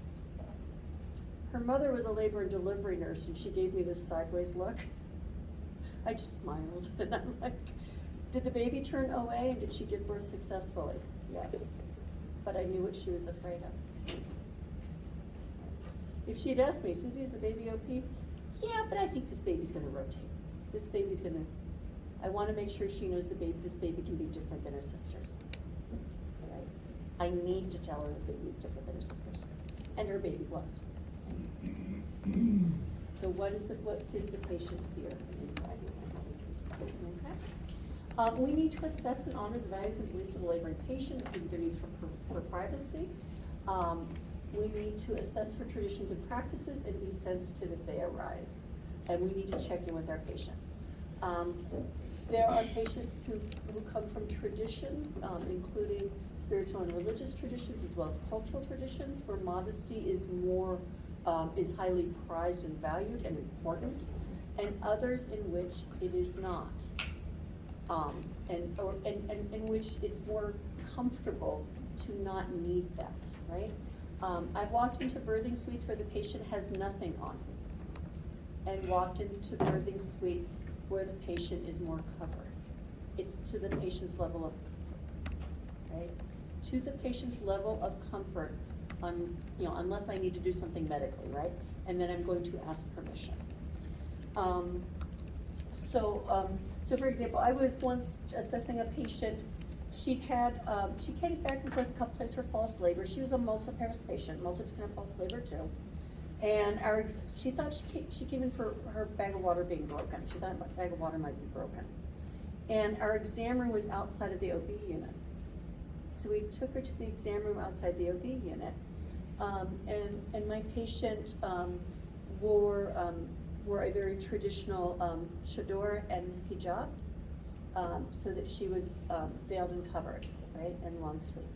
And so, we had her, lift up everything and rearrange things so I could do the pelvic exam that I needed to see if her water was broken, sterile speculum exam. I put in a speculum. There is nothing but membrane in front of me. She was completely dilated. She was a multip and we were outside the birthing suite. But she wasn't feeling pressure. She didn't even realize she was contracting. By the way, you never say never in obstetrics, right? Okay. And so I politely asked her, it's like, okay, let's get you back into the wheelchair here. Is it okay if we just kind of lay this around? Because she had kind of taken some of those things off. Is it okay if we just lay this around you just so we can bring you around to OB because you're completely dilated now? And she's like, yeah, that's works. So I'm like, awesome, thank you. And we rolled her in very quickly, and but you check in, right? She was completely dilated, and I'm checking in. I need to show my respect and respect her. And then she got all situated in her gown, and she's like, should I push now? Whenever you're ready. No. Okay. All right, so make sure to respect. We also take during labor, right? We get a rate of 112. What do we tell the patient? Is it normal? Do we reassess in 5 minutes? Do we report it to the doc immediately, or turn the patient on their side and administer oxygen? Turn on A. It is normal. Yeah. I always put patients on their side, but I don't need oxygen for this patient, right? So it would be A. It's normal. We don't need anything special. Factors that lead to a satisfying birth. And here's a few birth signs: a desire to be pregnant, childbirth education, a sense of control, mastery, and self-esteem. We are always telling our patient what a wonderful job they are doing, and they did.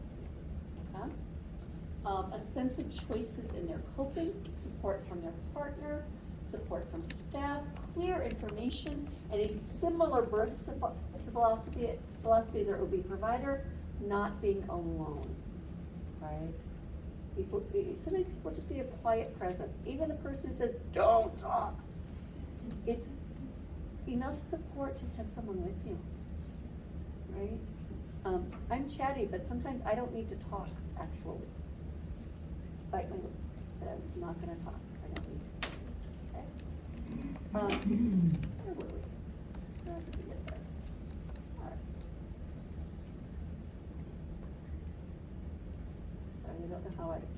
Doctors. around.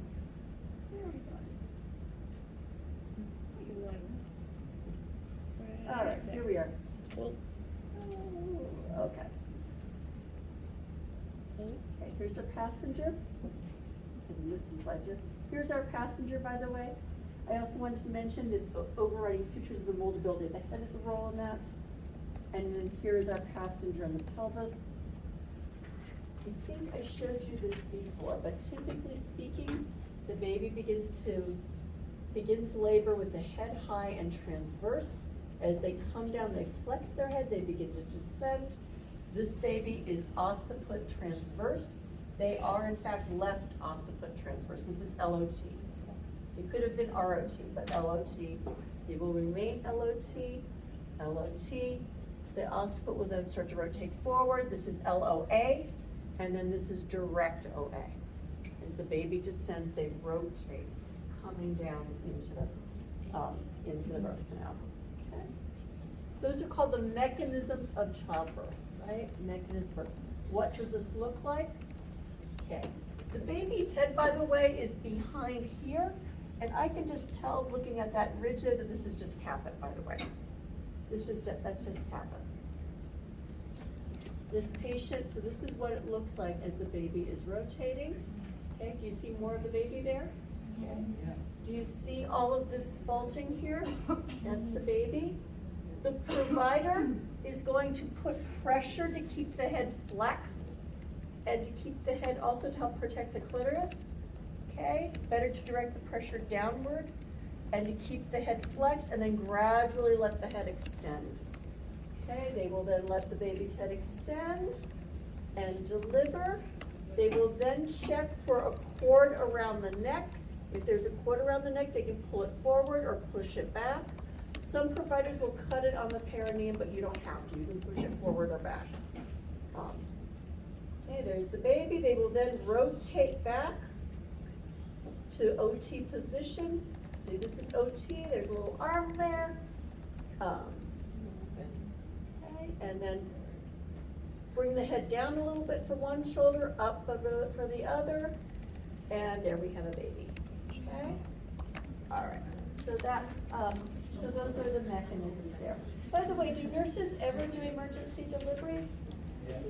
Yes. In some countries, they don't consider you a nurse until you've delivered a baby. Yeah. In some places in the world, I knew a nurse midwife from South Africa who told me that the reason she became a nurse midwife in the U.S. was so she could deliver babies again. And so there's, so yeah, in some places in the world you aren't. So in any case, we're gonna do case 2 now.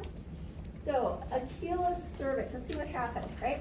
Achilles cervix, Achilla first, was long, thick, closed, and the fetal head was out of the pelvis at 36 weeks.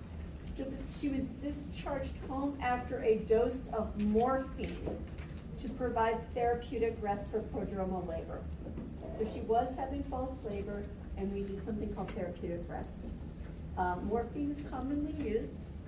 A third of the people who receive it, they wake up with no labor at all. A third wake up in good labor, and a third wake up doing the same thing again, but at least they've had a nap. Okay? So therapeutic rest, that's a thing in obstetrics, and that's a phrase that you'll hear.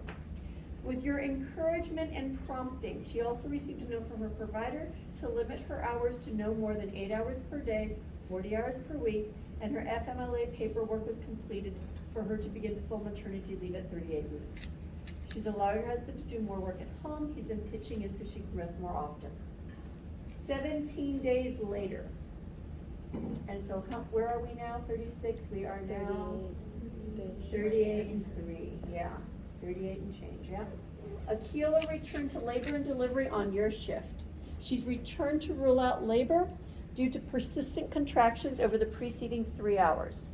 This time she's 5 centimeters, 90%, -1 with a stretchy cervix. That's good. It's a cervix that's right? And the contractions are Q5 to 7, lasting 45 seconds, mild to moderate to palpation. Do those sound like terribly active contractions? No. She's a multip though. Sometimes that'll happen. right? Yeah. Fetal heart tones are 130s baseline with minimal variability and an occasional 10-second decrease to the 110s during the peak of the contraction. What category is that? 2. 2. It's a 2. Yeah. Am I going to roll her on her side? Yeah. Yes, I am. Her bag of water is intact. Akila also tells you she'll want an epidural when things get intense, but she's not quite ready now. Okay. All right. So, does she need by the way, what do we want to do here? What do we need to do now?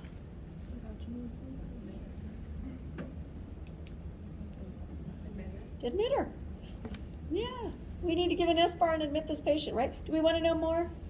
Yeah, we still want to know what that GBS status was, right? We'd start GBS prophylaxis if she needed it, right?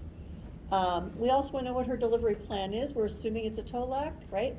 But we want to know her plan, her birth plan. She does say she wants an epidural, right? Do we want to look at all of her lab work?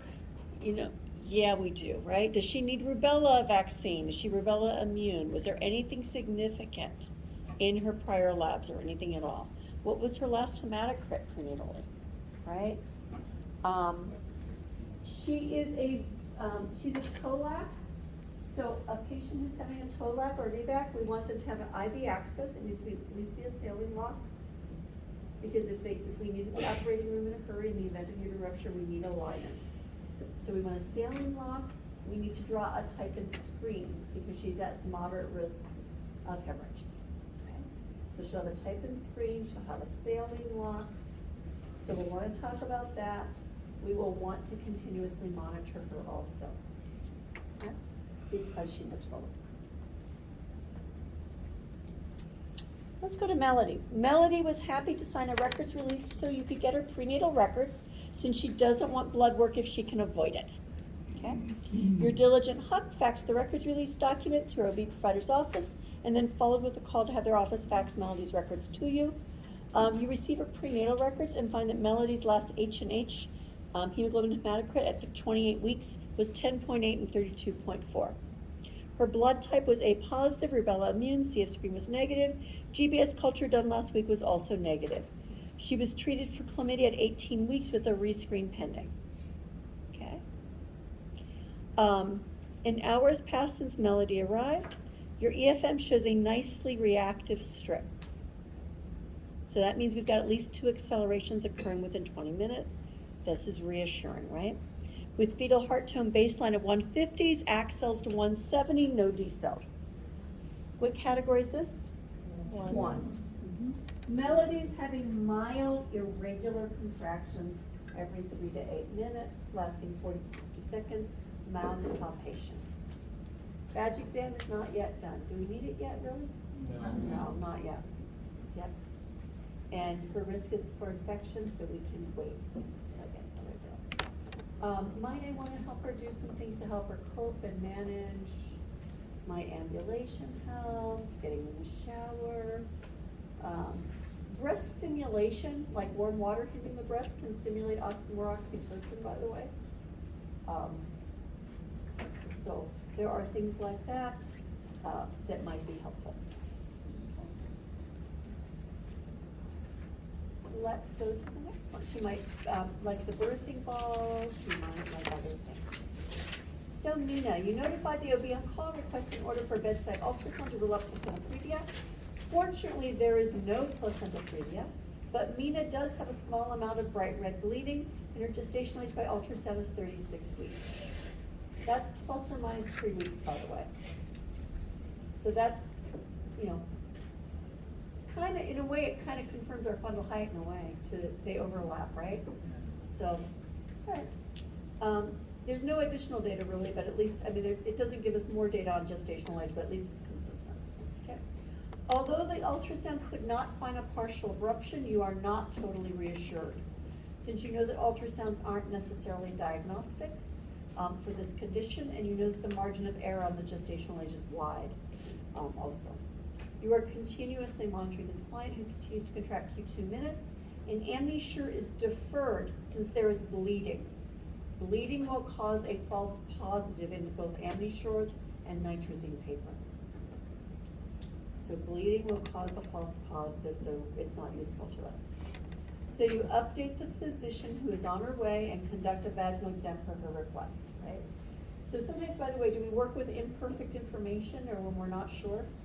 Yeah, and this is one of those cases. Good call in the vag exam though. She's 7 centimeters, 100% zero station. She's having a baby. Uh-huh. As you examine her, you observe a mix of clear amniotic fluid leak from the vagina with the blood. All right. So you know why we deferred it earlier? We weren't sure there wasn't a previa. We did it now because we knew her cervix was clear. She's contracting regularly, and we need to know if she's getting ready to deliver. Okay? We need to plan, right? Do we want to update anybody? Who needs an update? The doctor, the charge nurse, the NICU, they all need an update. The charge nurse might coordinate it, depending on your hospital. Charge nurse might be where I would start. Am I setting up for delivery? Yes. Smaller babies take less time to deliver. Sometimes the patient doesn't need to be completely delivered if they're really small. So, and she is just banging out those contractions, right? Her pattern was such that she was banging out those. Okay. Cool. I bet you want the next story, right, on our patients. So let me pass out the next level. And this will be an imprecise number, so make sure to just, if you have extra in your part of the class, make sure to pass them along to the next group, because I only have one for everybody. Okay. So make sure they get all distributed. They all go to somebody, all right? All right, so they get distributed. Fetal monitoring in labor. We need to think about what we know about the fetus, right? We can have continuous versus intermittent monitoring. So, what type of monitoring does Akila need on arrival? She needs continuous monitoring, right? Yep. And because she's a high-risk patient, right? Does she need internal or external? External, right? Her bag of water is intact. There is no reason to break it. So she needs external, continuous external fetal monitoring, right? Melody, what's the best type of monitoring for her? Intermittent is okay. She's effectively a low-risk patient. And her being mobile and upright might be helpful. So she can have intermittent monitoring. She's not on pitocin. Her only real risk factor is that she is 17 and her water broke. But she's not in any danger. Baby's a category 1. She's starting to contract. We want to help that process along. So intermittent monitoring is very appropriate for Melody. And that meets standards for the A1, for the Association of Obstetrical and Gynecology. So intermittent monitoring is okay. And Mina? External Continuous, right? Yeah. Do we want to do internals on her? No, not really. If we're getting good monitoring on this baby, we are okay to also do continuous monitoring, right? And so, and we showed you all of those monitors yesterday. This is just another link to that site. So you've seen that site. We've looked at this already. Melody is low risk for Q30. Mina and Akila are Q15, all right? And so let's look at part 3, okay? So Melody, it took a great deal of coaching and literal hand-holding by you and her mother, but Melody finally accepted the order you obtained for a CBC, type and screen, and saline lock placement related to a borderline H&H. So you might have thought, she's 20, if she's only like 10 and 32 at 28 weeks, you might need to repeat that now she's 36, right? Yeah, you might be worried about that, right? You do, by the way, I would totally get her family's cooperation as much as possible to help support us in supporting her through a blood draw, because she's anxious about that, right? But she has her mom with her and she trusts her mom. So maybe her mom can hold her hand too and help her, okay? You deferred doing a vaginal exam on admission since you knew it would not change your plan of care, and because early and frequent SVEs often lead to infection, especially in cases of prom. In order to facilitate a faster birth, Melody willingly walks the halls with her mother as the contractions become regular and increase in frequency and intensity. She returns to her room for intermittent fetal monitoring, and you note that she's breathing with her contractions, which are now Q3 to 4 minutes, last 60 seconds, and are moderate to palpation. Time is passing. It's now been 5 hours since ROM. And based on the OB orders and signs and symptoms of active labor, you do an SVE, which finds her cervix at 4 centimeters, 100% -1 station. Woo-hoo. She's entering active labor now, isn't she? Melody seems glad to be in labor on her own, and she tells you that she knew she could, right? And she begins to puff and blow as the contractions continue. Still, she doesn't want any more needles, but she's receptive to other interventions. By the way, are ceiling locks useful for analgesics sometimes? Yeah. Yeah. Can we draw her blood, get a saline lock placed, and then use that to give medications? And we can do all that with one pill. Would that be a selling point? Yeah. Yes. Yeah. So there's some things we can do to make this nicer in terms of strategies, right? So what are some options for pain management? What are some things you saw yesterday in the video? Yeah. Positioning, sure. Oral meds. You know, oral meds, we actually typically don't use those. And I'll tell you why. And that brings up a good point. Solids tend not to pass through very quickly. They also have a longer life. We usually use narcotics for active labor pain, and we want better control over how long the medications last. So we don't want the mother to be born with a narcotic on board, because once we cut that cord, the baby has the narcotic, and it can take babies 3 days to break down the narcotic. They have an immature liver. Okay? So what we usually rely on, and so we usually don't use oral because they won't usually be as effective. They're not as effective as quickly, and they last a longer time. For post-op pain, we will use orals. But labor, we want something that's quicker onset and wears off more quickly. And so does that make sense? Mm-hmm. Yeah. Liquids, fluids tend to continue to pass through the GI tract at the same rate. So oral hydration can work well in labor if the patient isn't vomiting a lot. So a saline lock may be enough for her if she's taking PO fluids. And things like juices and stuff can help keep up her calories and her energy.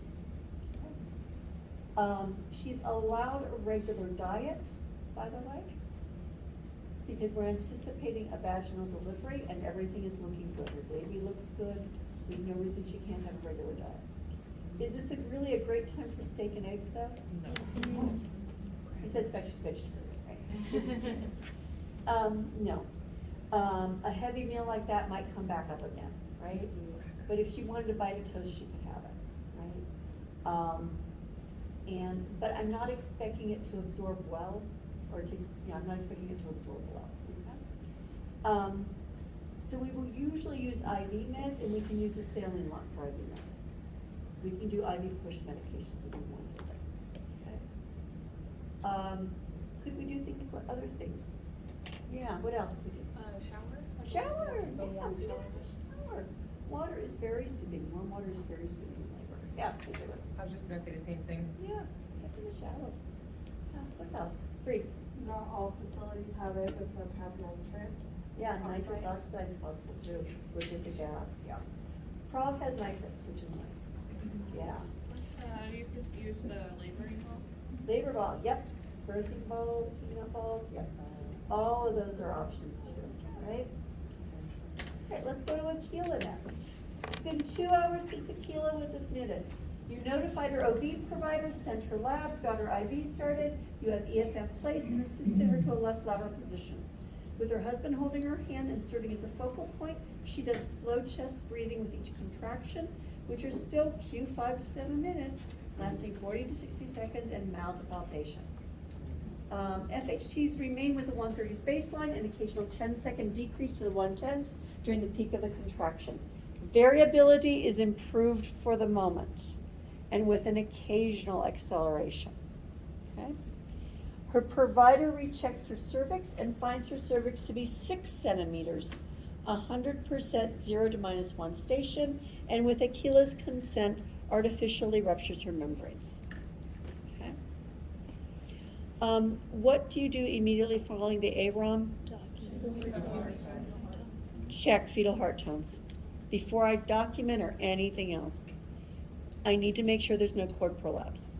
I would expect the fetal heart tones to literally crash and to have severe, profound decelerations, prolonged deceleration, bradycardia. It's not usually just variables. It could be a variable or two going into a bradycardia, but it'll usually be a profound change in fetal heart tones if there's prolapse. So my most important intervention there is to listen to heart tones. Okay? Then I will get things cleaned up and document. And I am documenting the color of the fluid, if it looked like it was copious, moderate, scant amount of fluid, if there was an odor, foul amniotic fluid can indicate infection, right?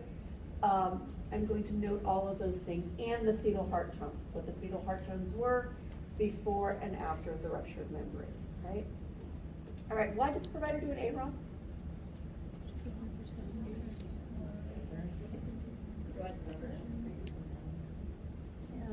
Yeah. Probably they're trying to speed things up. It's been a couple of hours. She's gone 1 centimeter in 2 hours. Is that a little slower than we'd expect? Yes. By the way, could that provider's 6 centimeters be my 5 centimeters? Yeah, it could be too. Or maybe it's their 7, right? But they were doing it probably to speed things up a little bit, to augment the labor,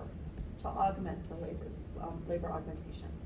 Are there other choices for this patient if we wanted for labor augmentation? Yeah. Could you have her walk? Yeah, we could, but we'd have to continuously monitor her. Because of, yeah. And so we'd have to have the type of monitor that allows us, yeah, we'd have to have Wi-Fi and if it's working well enough to monitor. Could you do the Foley catheter bowl? Well, Foley catheter will get people 3 or 4 centimeters, but she's already 6, so she's past that point, yeah. Pitocin? Pitocin would be our only other option.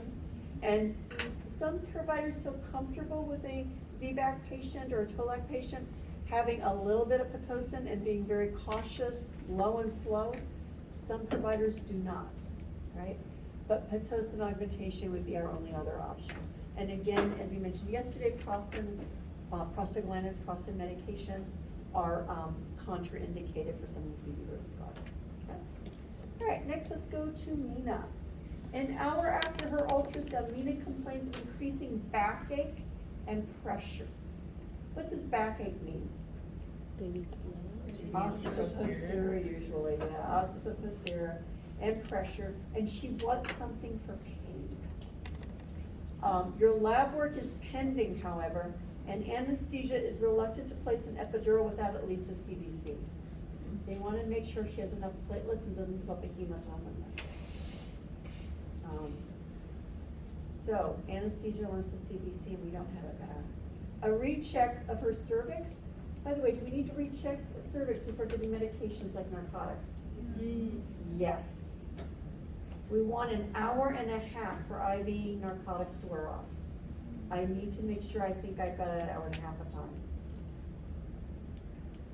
I want the maternal liver to metabolize the drug so the baby isn't born and has respiratory depression at birth because of the narcotic. Can I answer your question, Bree? Did I catch it? I was kind of just wondering if that is like standard, because like I had an epidural at 9.5 because they told me I couldn't push yet, and I was going natural. Yeah. And then I delivered my baby like 30 minutes after I got the epidural. So You were close close to the end there anyway. Okay, Yeah. so it's ideal to do an hour and a half, basically, but. that's I'm what talking about directly injecting the drug in an IV, not in an epidural. Oh, sorry. Yeah, yeah. She wants an epidural, but anesthesia won't place one without the CVC because of her stigmatism. So I'm talking about her using her IV. If I can't get her an epidural, could I give her IV medication for pain relief, right? And I'm working on my options here. I'm also figuring out how close are you to delivery. All right, she's 9 centimeters with a little bit of premature baby here. And baby's at 0 station, right? All right. So, do I have much time? No. Do I want to update everybody? Nina's temperature is also starting to rise. It's 101.2 now. FHTs are in the 160s. What do we have now? We have chorioamnionitis. We have a maternal fever. Gestational parent has a fever. And we have fetal tachycardia. You need 2 symptoms to have choreo. If her pulse was elevated, I would also be concerned, as well as with the fever. Fevers can occur by themselves with just an epidural placement. She doesn't have an epidural, right? So, but more than one symptom. It can be fever, foul amniotic fluid, maternal or fetal tachycardia, gestational parent or fetal tachycardia, okay? Does she need antibiotics? Uh-huh. Yeah. Do we have much time? Will we just try to do our best? Yeah. We'll get orders, will we notify the provider? Yeah, we should. All right. Let's go to the next part of our case. And I'll continue talking as we go. Because I want to finish our cases.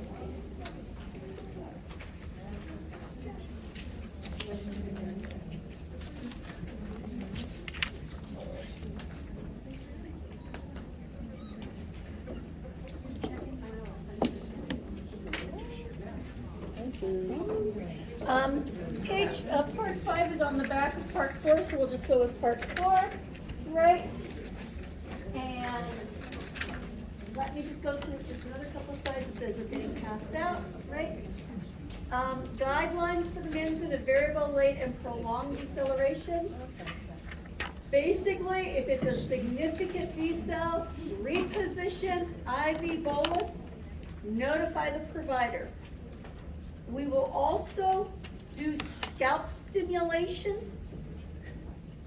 because if the baby responds to scalp stimulation by raising their heart rate, it means they have a normal pH. You may read about fetal scalp sampling to check a pH for acidosis. This is what a scalp sampling looks like. They are hard to do. We've got maternal blood there from the cervix.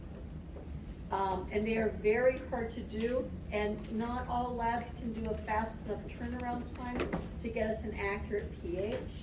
It's been found that fetal scalp stimulation works just as well without breaking the baby's skin barrier, without relying on the lab. So fetal scalp stimulation, you might have noticed in that previous protocol. So if we're not sure about how well a baby is doing, we can rub their head, okay? So that is helpful to know, all right? So part 4, Akila requests an epidural shortly after the AROM. Yeah. We didn't get any of. Oh, they're coming over. Sorry. Remember, there's just enough for everybody. If there's extras for part, yeah, okay. All right. Is there any extras? There should be. Oh, hold on. Maybe I got one. I don't have any. Sorry. Okay. Looks like I've got more than I thought I had. Thanks. Sorry. That's me. Are there any more extras? Everybody has one now? I have one on my phone. Do you have an extra? I just have. I think, hold on. This is the extra. Yeah, this is the only one I have. Figured it out. Thank Okay, you. thank you, sorry. All right, thank you. All right, so Akila requests an epidural shortly after the AROM, and the epidural is successfully placed by anesthesia following your 1 liter bolus of Ringer's lactate per standing orders. By the way, are all epidurals successful? No. No, and sometimes it can take a while, patients have scar tissue. Sometimes we can have windows, sometimes it'll work on one side and not another, things like that can happen. If they are best utilized in active labor, if we place them too early, they won't last the whole labor. And that's one of the things that can occur. There is debate on whether or not they impact C-section rates. The thought is if we give them in active labor, they probably really don't. But there have been studies that showed that they did when they were using them even in early labor. So anyway, so active labor is the best time for epidural. It's also the best time for analgesics. Okay. All right. So we needed 1 liter bolus of Ringer's lactate, right? Why do we need that? Well, this is Aquila. Aquila's not bleeding. So why did Aquila have 1 liter bolus? It's routine for an epidural. It's to keep up their blood pressure, prevent hypotension. It's a routine to maintain their blood pressures when they have an epidural. It's to prevent maternal hypotension and fetal intolerance. During the period immediately following epidural, you carefully monitor Aquila and her baby per protocol. Blood pressures are usually every 2.5 minutes for the first 20 minutes after an epidural because of the risk of hypotension. And we must continuously monitor the baby when there's an epidural. Aquila is now on her right side, and blood pressure is 94/56, down from 128/76 on admission. You note minimal variability now, with an occasional dip in the fetal heart tones that begins after the peak of the contraction and does not resolve until 10 to 20 seconds after the contraction ends. What is this? Late decel. And what do we do next? Turn her on her left side. I've already given 1 bolus. Will I give maybe another 500 bolus by standing orders? Yes, I will. Yes, I will. This is not my 72-year-old with CHF. I'm going to give her another bolus, right? And, yep. If that doesn't work and her blood pressure is still low, I need to correct her blood pressure, right? What do I use for that? Ephedrine. I will get an order for ephedrine.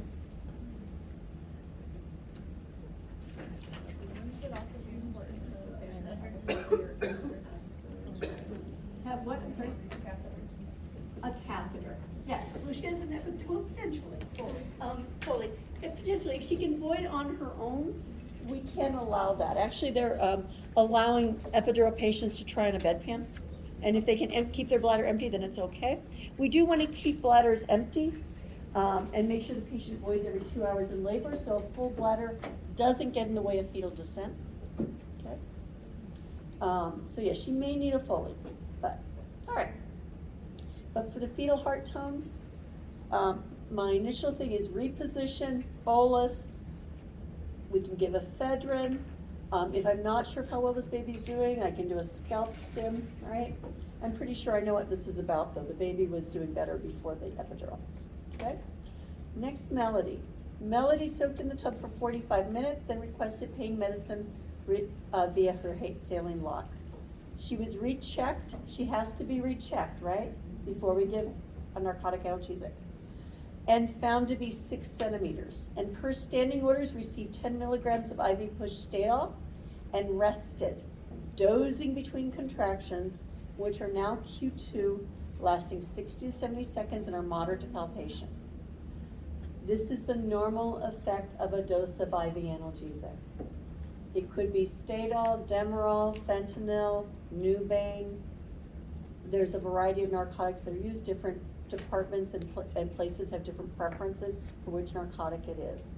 An IV push drug will give us about an hour and a half, maybe even 2 hours of relief, and but it doesn't make them numb, right? It doesn't make them numb.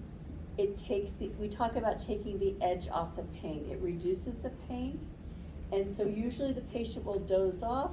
It is a narcotic. They'll go doze off. And then they may wake up at the peak of the contraction, take a couple of breaths, and doze back off again. So it does relieve pain, but it doesn't make them numb. They will still feel contractions, they may still feel painful, but they won't be as bad. Okay? But they won't be as much pain or anything, okay? Fetal heart tones remain 150's baseline, but with decreased variability for about an hour since this data was given. There's also a series of decelerations, which were subtle, dropping only to the low 140s, beginning just as each contraction starts and resolving as the contraction ends. What's that? Early decels, right? And these are okay, right? Mm-hmm. And so we have decreased variability though. What's that about? The analgesic. The narcotic. We gave a narcotic, so we would expect decreased variability, some head compressions just fine. Everything is going exactly the way it should for Melody. Right? Everything is going exactly well. Okay.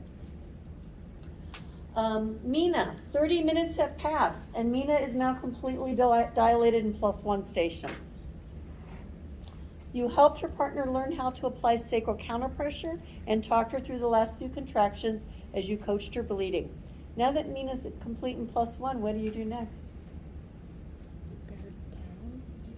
We're gonna have a baby, aren't we? Yeah, hopefully we've had some help getting things prepared, right? The delivery table, we have a cozy cot, like a radiant warmer in the room. It's been set up and pre-warmed. We have blankets and towels warming. Stethoscope is warming. Everything is getting nice and warm for potential newborn resuscitation. We're gonna call our friends from NICU, let our charge know, call our friends from NICU, get the doc there. If the doc isn't already close, which I certainly hope they are, right? Let's look at part 5. You reposition Aquila to her left side as you ran an IV fluid bolus of 500 cc's or mils, resulting in a successful intrauterine resuscitation with resolution of the late decelerations. Her blood pressure is improved at 106/68. OB provider was notified. Aquila continues to labor with contractions every 2 to 4 minutes, lasting 60 seconds, moderate to palpation. Her FHTs remain essentially stable for the next 3 hours, as long as Aquila stays on her left side. She does experience an occasional and abrupt 10 to 20 second decrease in fetal heart tones to the 110s during the peak of a contraction. But after this 3-hour period of relative stability, the dips increase, occurring with each contraction lasting approximately 40 seconds, right? So this is an abrupt decrease. What is this? It's a variable because it's abrupt and it's lasting at least 15 seconds now. So the little 10-second ones turned into 40-second ones, right? So we suspect that there's a cord compression, cord somewhere, maybe a nuchal cord. You examine Aquila's cervix and find her to be completely dilated with the fetal head at +1, +2 station. You also notice particulate meconium in the amniotic fluid. So what do I want to do next? We're having a baby. Deliver this baby. Deliver this baby, yeah. Hopefully I've got my delivery set up already. I've got the cozy cot, it's pre-warmed. Everything is pre-warmed. Do I want some help in here? Yes. I want a provider and I want NICU because of the meconium. So I want my charge nurse to know, all that, right?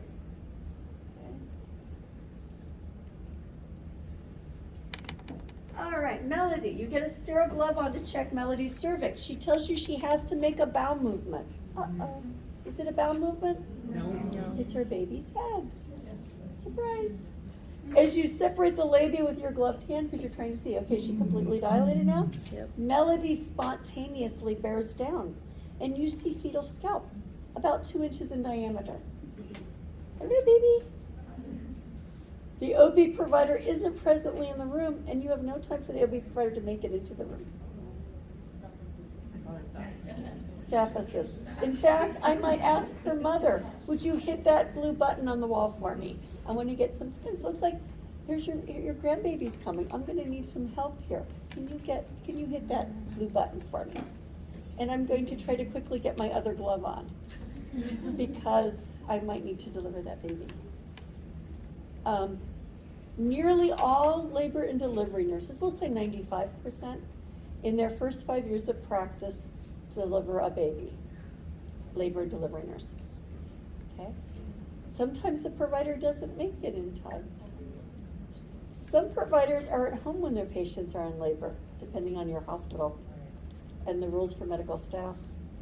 Sometimes they're down the hall and things are just happening too quickly to make it down the hall. Sometimes things happen. I was talking to one of the labor and delivery nurses who was going to work at, I think they were going to work at MFM. They were going to go work in one of the ambulatory care clinics. And I was asking them if they'd caught any babies on an emergency basis. And they'd been practicing at that point for 5 or 6 years, if they'd caught one yet. And they said, and they left and they said 3. So 3 in 5 or 6 years. So does it happen every day? No. Does it happen periodically? Yes. So when I was telling you about putting pressure on the baby's head to direct the pressure downward away from the clitoris into the perineum and to allow gradual extension of the head and checking for a nuchal cord, that's what I'm teaching you. Emergency nurse delivery. And when the baby comes out, don't worry about, if there's a little laceration, don't worry about that, right? Don't sweat too much. We want it downward in the perineum. Clitorises can be repaired too, but that's not as, and so, but still. And then we're gonna bring the baby up, dry the baby, right? Get them crying, right? And, all right. So, all right. So what do we do next? Let's have a baby. We're gonna have staff assists. We're gonna have people come to help us. We are at least probably going to have the charge nurse and a nurse for the baby. And the immediate steps we would take, keep the head flexed, check for a nuchal cord, deliver the baby. This baby is full term, we know that already, right? If the baby is flexed and gives us a good cry, they are okay, they stay with Melody, right? This baby has had effectively a category 1 tracing. The baby's had enough time for narcotic to wear off. I would expect this baby to do well. I do need to, yeah. I have a question about that. When the baby comes out and they're okay, right? So the APGAR scores, including the pulse, at 1 in 5 minutes, but most of the time the mom has the baby for the whole first minutes. So are we really getting a pulse for 1 minute? You can just reach over and feel the base of the cord. It'll be pulsing. Oh, so that's Yeah, or you could put a stethoscope on if you wanted to, yeah. Okay. Yeah, it's not hard. And you're just checking, is it over 100? Okay. You're just checking, is it over 100 or not? So this Okay. is, yeah. So that's all you're doing there. All right, let's look at Mina. Mina, the OB provider arrives in time to glove for Mina's delivery. Oh, good, we got a provider for this one. All right, Mina can't stop pushing and delivers her baby with 3 pushes. Okay? NICU is on the way, but you're the only nurse in the room due to the need to staff an urgent cesarean for cord prolapse. The physician clamps and cuts the baby's cord, hands the baby to your waiting hands. What do you do with the baby?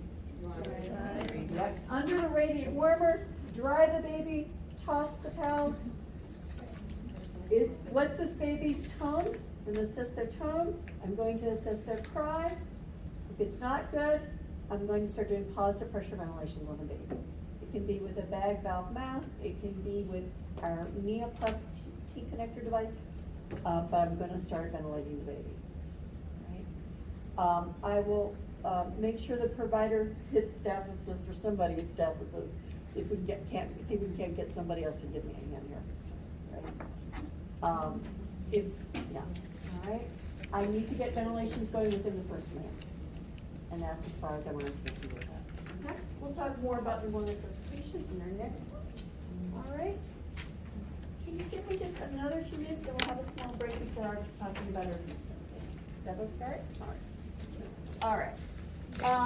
Analgesics, a few things to know is that some drugs, like Stadol, are narcotic agonists, antagonists, and they can cause withdrawal symptoms in patients who are opioid dependent. Things like Demerol are safer. Okay, so some of the agonists, antagonists Nubain is also in the category state on. Nubain can actually precipitate withdrawal symptoms. So we need to be careful about that too. Anesthesia, the epidural goes, let's see if I can show you a difference. Epidural goes into the epidural space, which is a potential space outside of the dura mater. So remember you have those 3 layers of the meninges, right? So it's outside the dura mater. Epidural is, in ways, it's a route. Just like an IV is a route. It doesn't tell you which drug went into it. And they can use various levels of anesthetic agent. It's usually bupivacaine, marcaine, plus fentanyl, and varying doses of fentanyl. So it's kind of both. You could just use all analgesic, actually. Or you use a balance of anesthetic and analgesic. The balance and dose changes depending on whether it's a vaginal delivery or if we needed to use an epidural because the patient is going to C-section. So we can also dose an epidural for C-section to allow a greater balance of anesthesia versus analgesia. So remember, analgesia is pain relieving. Anesthetic removes feeling and sensation, provides numbness. Okay? So remember that epidural is a route. Epidurals can be slightly different recipes at slightly different hospitals and practices and individuals. Most places standardize it. At a place like Providence, they'll have standards for the department and unit. Smaller places might be a little more individual, okay? And we will typically bolus it and then connect it to a PCA. PCA can be used with epidural. Some places will just bolus it and then rebolus if they need to. It is typically turned off at some point. Some providers will turn it off for pushing to help the patient feel better how to push, to feel more pressure so they can push. The ideal epidural allows the patient to feel no pain, to feel a little pressure so they know where to bear down and push to have their baby, and allows them to move their legs and limbs and reposition, and to help with repositioning. Okay? Is there such a thing as not an ideal epidural? Yes. Yes. Yeah, there is. Biggest risk is that the catheter or that the needle that is used to place the catheter, because there's a catheter there, right? If they go through the dura mater, that's not necessarily anesthesia's fault. There are different things like scar tissue and stuff that plays a role, and differences in anatomy, is if we get a leakage of cerebral spinal fluid and people can get spinal headaches.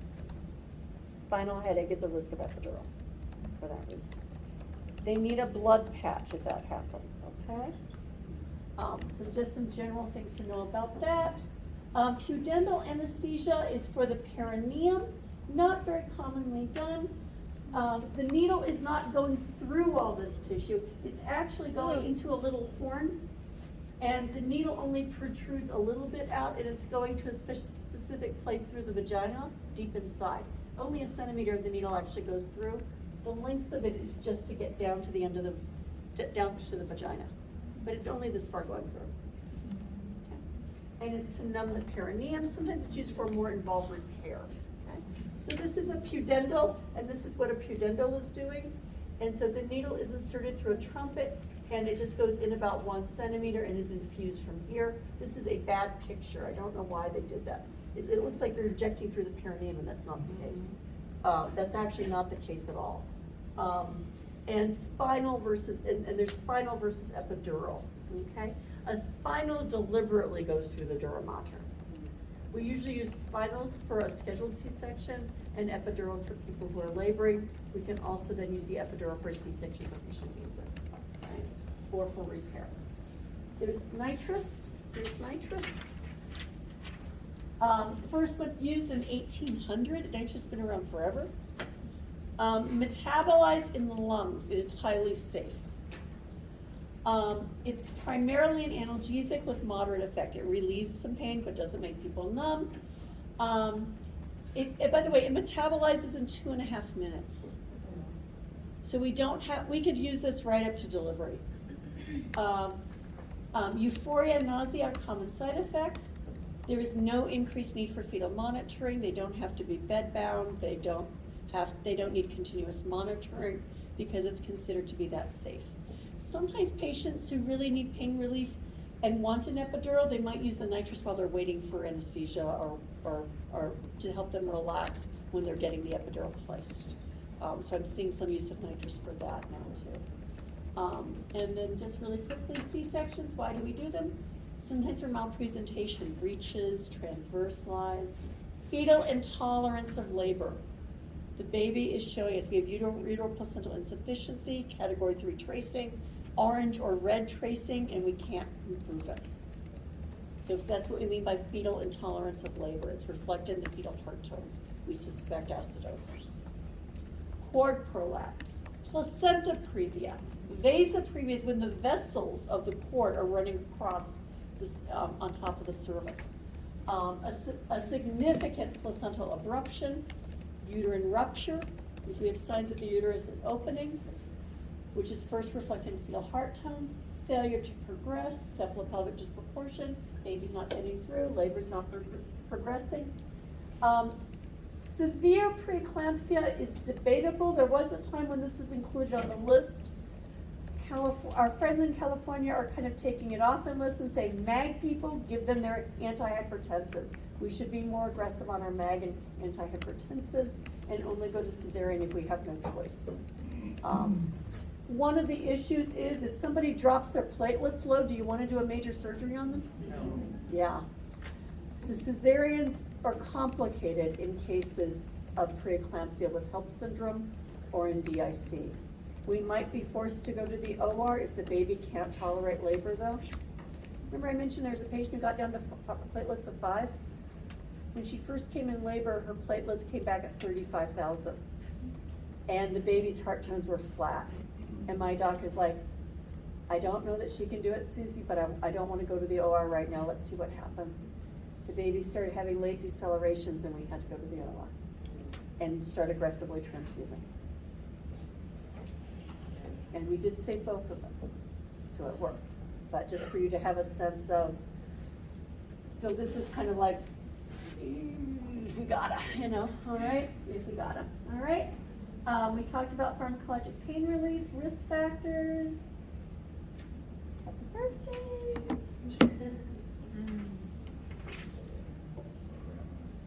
All right. Break till 20 after, is that okay? Yeah. All right, and then we'll do your pre-briefing on your preeclampsia vsim. And this is a lipid hot vsim. So a little more technologically advanced than the ones I can do for you. Our goals, again, we're going to practice essential nursing skills of client-centered care, including all aspects of the nursing process. You have the following specific objectives: to conduct the assessment of a patient admitted for preeclampsia in the vsim environment, to prioritize and perform interventions to address the need of the preeclampsia patient, communicate with other team members to ensure quality care. So you had your lecture, you have the CMQCC information, and then we are working on case 1, Olivia Jones. If you go into course point, you will find that this has been assigned to you. Maternity case 1, Olivia Jones is how it's labeled. And you can see here, you've just got a little sidebar here. You've just worked through it. That's all. So your patient introduction, Olivia Jones, 23-year-old, African-American female, G1, P0 at 36 weeks. Diagnosed with severe preeclampsia, admitted to labor and delivery unit for assessment and surveillance. Pregnancy has been unremarkable until routine prenatal visit at 30 weeks, with elevated blood pressure at 146/92, proteinuria, and mild preeclampsia at that time, developing mild preeclampsia. She's been on bed rest at home until prenatal visit today with increasing symptoms resulting in admissions. So she's had some milder symptoms. We don't really actually have an official definition for mild preeclampsia, but she was managed at home and in the ambulatory care environment until she was 36 weeks. So she's done quite a good job, by the way. This is a long time. This is a long time and significant, so she's done a really good job. She's gained 3 pounds since her prenatal visit 1 week ago. Is that more like you'd expect? Yes. Protein Hipstead was 4+ in the office, is that significant? Oh, yeah, 1+ or more, right? Negative ketones, negative glucose, +2 dependent edema, and facial puffiness. Facial edema is not normal. That's not dependent anymore, is it? Okay. Ms. Jones is complaining of a headache that has not resolved with acetaminophen. Is that significant? Yes. She presents with nausea and fatigue and complaining of epigastric pain, visual changes, and chest tightness. Nausea can be a symptom. Fatigue by itself is not. His pregnancy just makes people tired. She might feel tired because of the headache, but the fatigue by itself is not a preeclampsia symptom.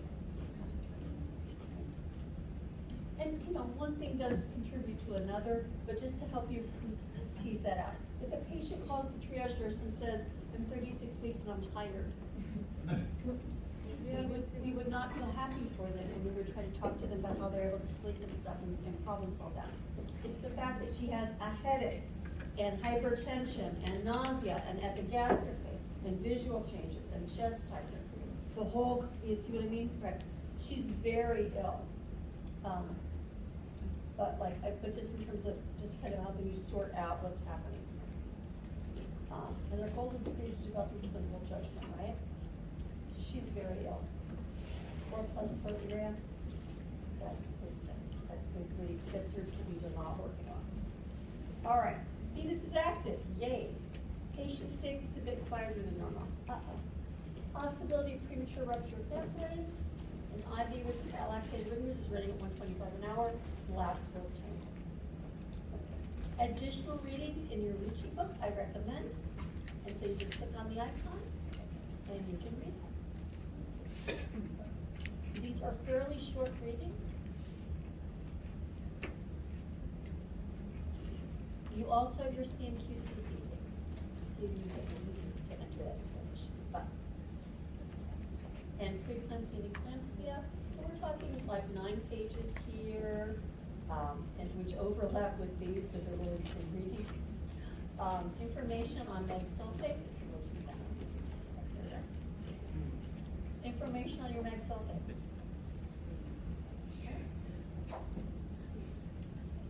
So you've got your drug reference information.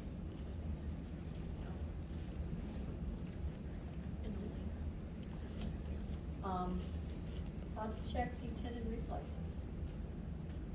So see skills development here.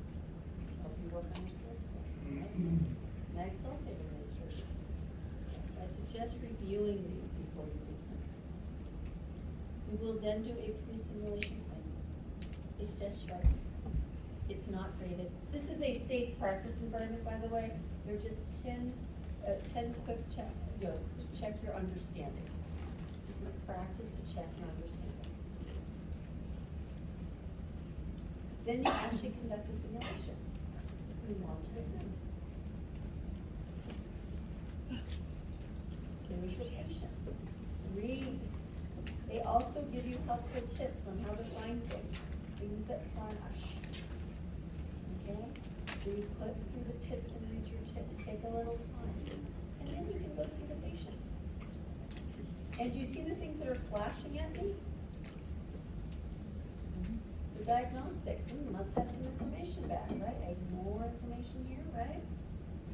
Okay, diagnostics. Ooh. You see how your abnormal labs are red? Yeah. And I have a scroll bar here, there's more. Creatinine 2.6. Would that be a problem? Kind of consistent with 4+ proteinuria too, isn't it? Yeah. Looks like she needs to have a baby, doesn't she? Liver function's up a little bit, but not real bad. It's not over. They're not over 70. Right? LDH is up a bit. I'm not worried about triglycerides or cholesterol in pregnancy, by the way. Cholesterol is usually elevated. It's usually much higher than this. But the placenta makes some of this. This is not a representation. We don't usually do lipid screening in pregnancy. Did you notice that? Lipids were not in our prenatal panel. They aren't. We go for a reason. is fine. Blood type, we have O plus. Her other lab work all looks good. Oh, we let your BS back already, that's nice. So you got our lab reviews, right? Protein in her urine, she has more than 300, doesn't she? She has a lot more than 300, doesn't she? Okay, we got no clearance. Medications. And our medication chart. So far, what we have is an order for promethazine and lactated bitters. And then our orders. Orders. Okay. What to call for, what we would expect. And remember, even though we don't give oxygen for fetal heart tone aberrations, we do give them if the patient needs it. If the patients have a respiratory complication, symptoms of pulmonary edema, we give oxygen for that, right? So, all right. And then I can exit out the bottom. Hi, I'm Amy. I'll be your primary nurse today. I'm going to throw I up. do think. I think I'm going to throw up. She says that about 40 more times. To do, don't you, right? I've got safety, I've got communication, right? I can ask questions, I can ask information, I can do all that. Ouch! I have to do assessments and interventions. I can do drugs and eye management. Here she goes. She's gonna say it again. And tests and diagnostics. I can call the provider. I've got a call button for the provider, a patient. See, that's how you leave the room. I've also got the medical record. I know. I can also pause the scenario. Oh, I can And do yes, that. your support person should have a chair, by the way. I can't.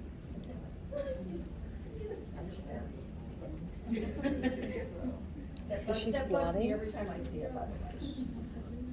Oh, I thought she was sitting in a chair the My whole time. priority is, her respirations don't sound so great, do they? All right, I'm going to exit right now because I want you to do the simulation. So I want you to, you might want to just take one practice as kind of a throwaway of, I need to find everything. Yeah. This is a safe practice environment, just like all your simulations. So this is a safe practice. You can do this as much as you want. So it is okay to just do a trial and see what it's like and play around with that, right? It will give you your answers, by the way, and it will give you a score, and then you can redo it, right? So, yes, it'll say you can. All right. So, all right, and then afterwards, I do my post-simulation quiz. Okay, and there are 10 questions here.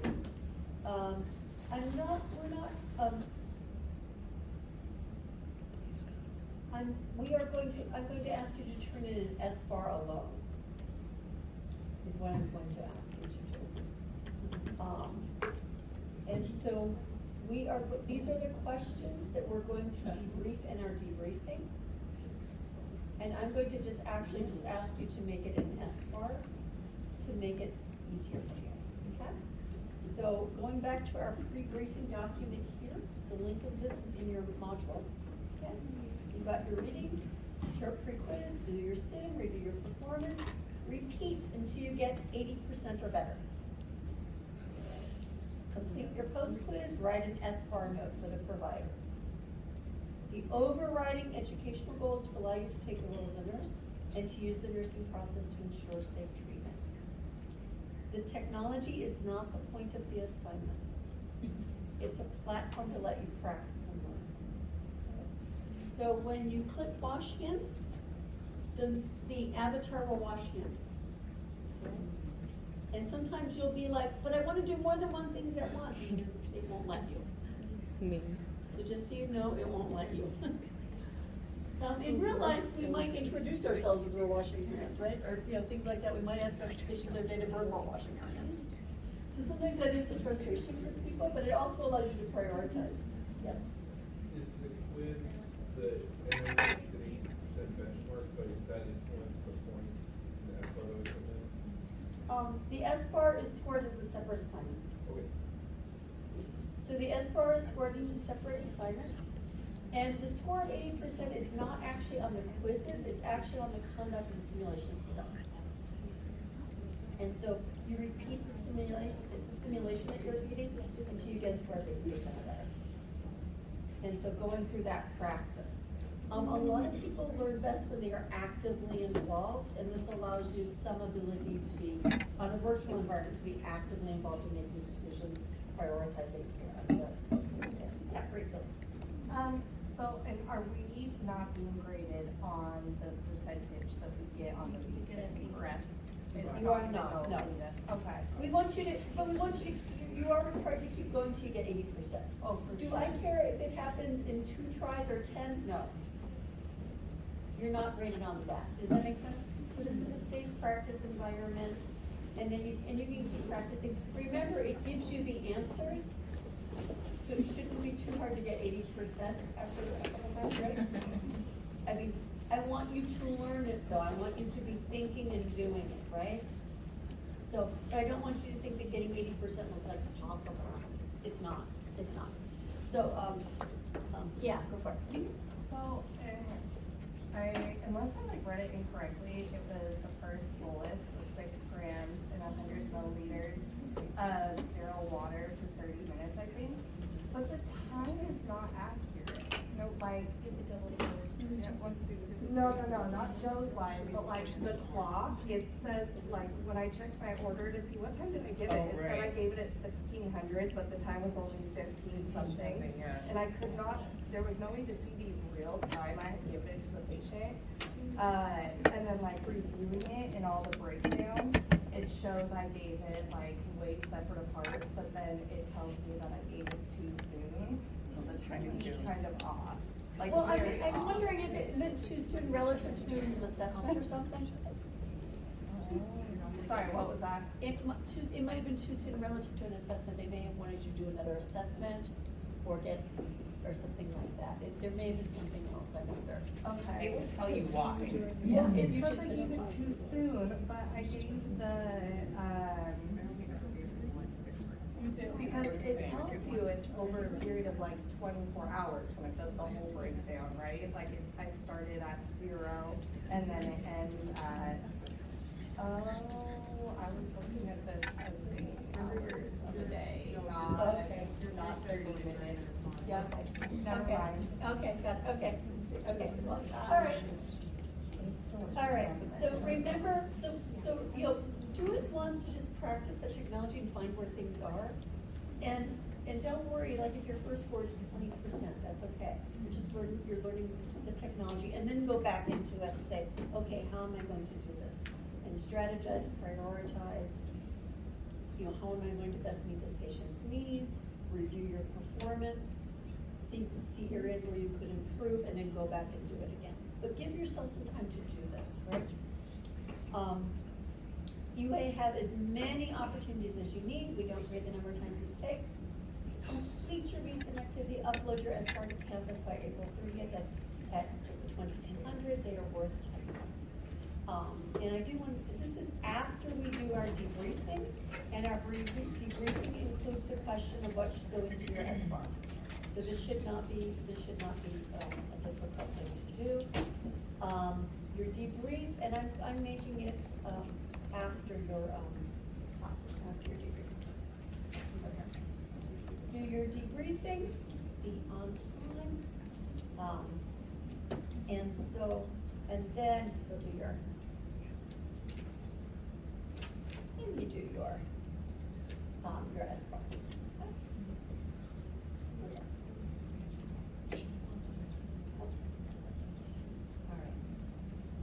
And then our debriefing questions are, how did it make you feel? What went well? What are signs that preeclampsia has progressed? What is the priority teaching? She's placed on mag sulfate, what are the indications and what should be taught about the patient, information about side effects? What key elements do we include in the handoff report? What safety measures should be initiated? And reflecting on actions to enhance safety quality improvement. What would you do differently? And what are your takeaways? So, so I put them in the debriefing section. All right. So what do you think? All good? All good? I got it? Okay. And then tomorrow we'll have a debrief. I don't think debriefings begin until next week. Okay. Yeah, next week. The S-bar isn't due to the 30th, so debriefings begin next week. And then I've given you some S-bar formats to look at, for you to write your S-bar note. And so, this is in Unit 3. It's down here, pre-briefing, S-bars, submission of your S-bar, and then your dash survey. Yeah, of course, sorry. Off topic a little bit, but, on the calendar on May 11th, there's some overlapping for people who go to Mount Pilchuck for school. Read your email I sent you about that. I already talked to Oh, Jennifer. okay, never mind. Okay. Okay. If there's anything, any little conflicts or stuff, just go ahead and email me, because I'll need to take a look and look at schedules and figure The it out. S-bar, we can use whatever format we want, or do Yeah. you want us to use yours? It doesn't have to be mine. There certainly should be certain essential information you would expect, right? Okay. Do I care if you put the blood pressure, I usually want the blood pressure in the assessment, but if you put it in the background, do I mark down that? No. I just wanna make sure the information's there. I'm most concerned about like safety, and if you tell me her age in either the situation or the background, as long as it's there someplace, that's good, right? And you could tell me, hi, this is Susie Wilson, I'm calling regarding your patient, like I'm doing a provider report, Olivia Jones. She is forgotten her age already. We'll say 23-year-old, G1P0 with preeclampsia at 36 weeks. She has blah, blah, blah, blah, blah, right? You might use a slightly different format. I might have included the gestational age in my situation rather than my background. As long as gestational age is there, I'm happy. Okay. Do I want you to remember that gestational age is important? Yes. Yes, right? You know that's also part of our protocol, right? This baby would do okay if they need to be born now.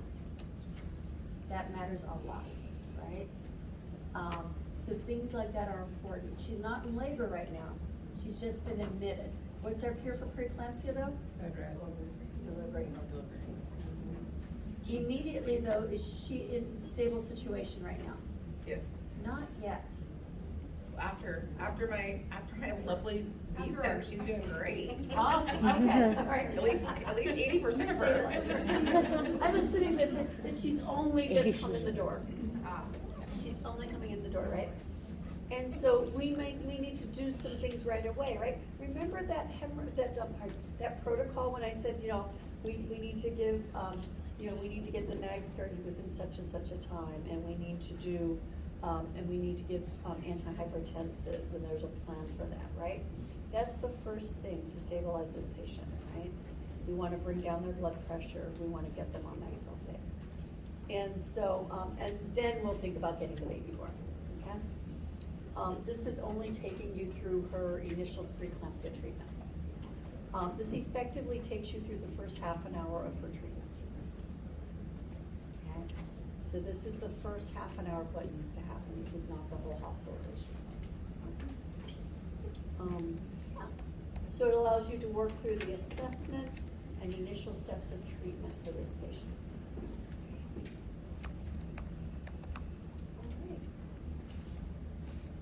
Yeah, I don't think it takes too long to do that, so, all right.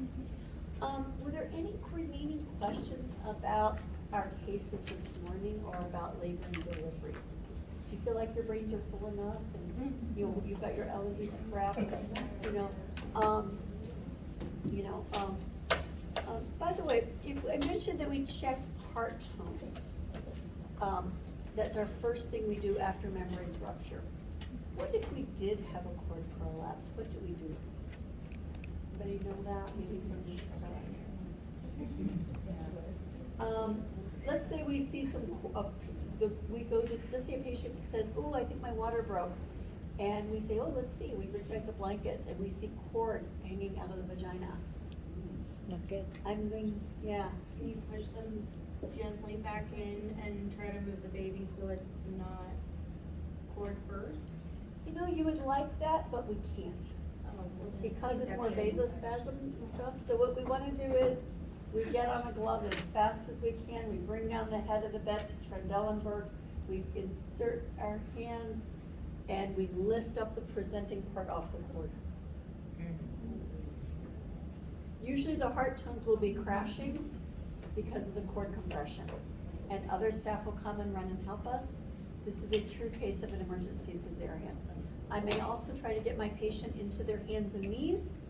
I want gravity to help get the weight of the baby off that cord, as well as my hand. I am going to literally climb on the bed with the patient. In this case, this is professional and therapeutic. Okay? I am going to pray that somebody throws a sheet over the two of us as we are rolled into the operating room really super quickly. And as we begin to prep for an emergent, a truly urgent cesarean. Yeah. So we are going to get the weight of the baby off the cord. And wait, we're gonna leave our hand there until the baby is delivered. So they'll be throwing cesarean drapes over our surgical drapes on top of our heads. Seriously. And we are going to stay there until the baby is out. And yes, my shoulder might go numb, yes, but I'm also hearing thump, thump, thump, and I don't care about my shoulder anymore. Right? So that's what we do with the rheumatoid prolapse. Shoulder dystocia. Sometimes baby shoulders can get stuck when the head is out. We might, if the provider calls a shoulder dystocia, we bring back the patient's knees as far as we can. We bring them down and up, and as high as we can get them on each side. It usually takes more than one nurse, right? And we also can give suprapubic pressure, and I mean direct pressure above the symphysis like this, directly downward, to help dislodge the shoulder. The provider will be working to rotate that shoulder because the oblique diameter has more room.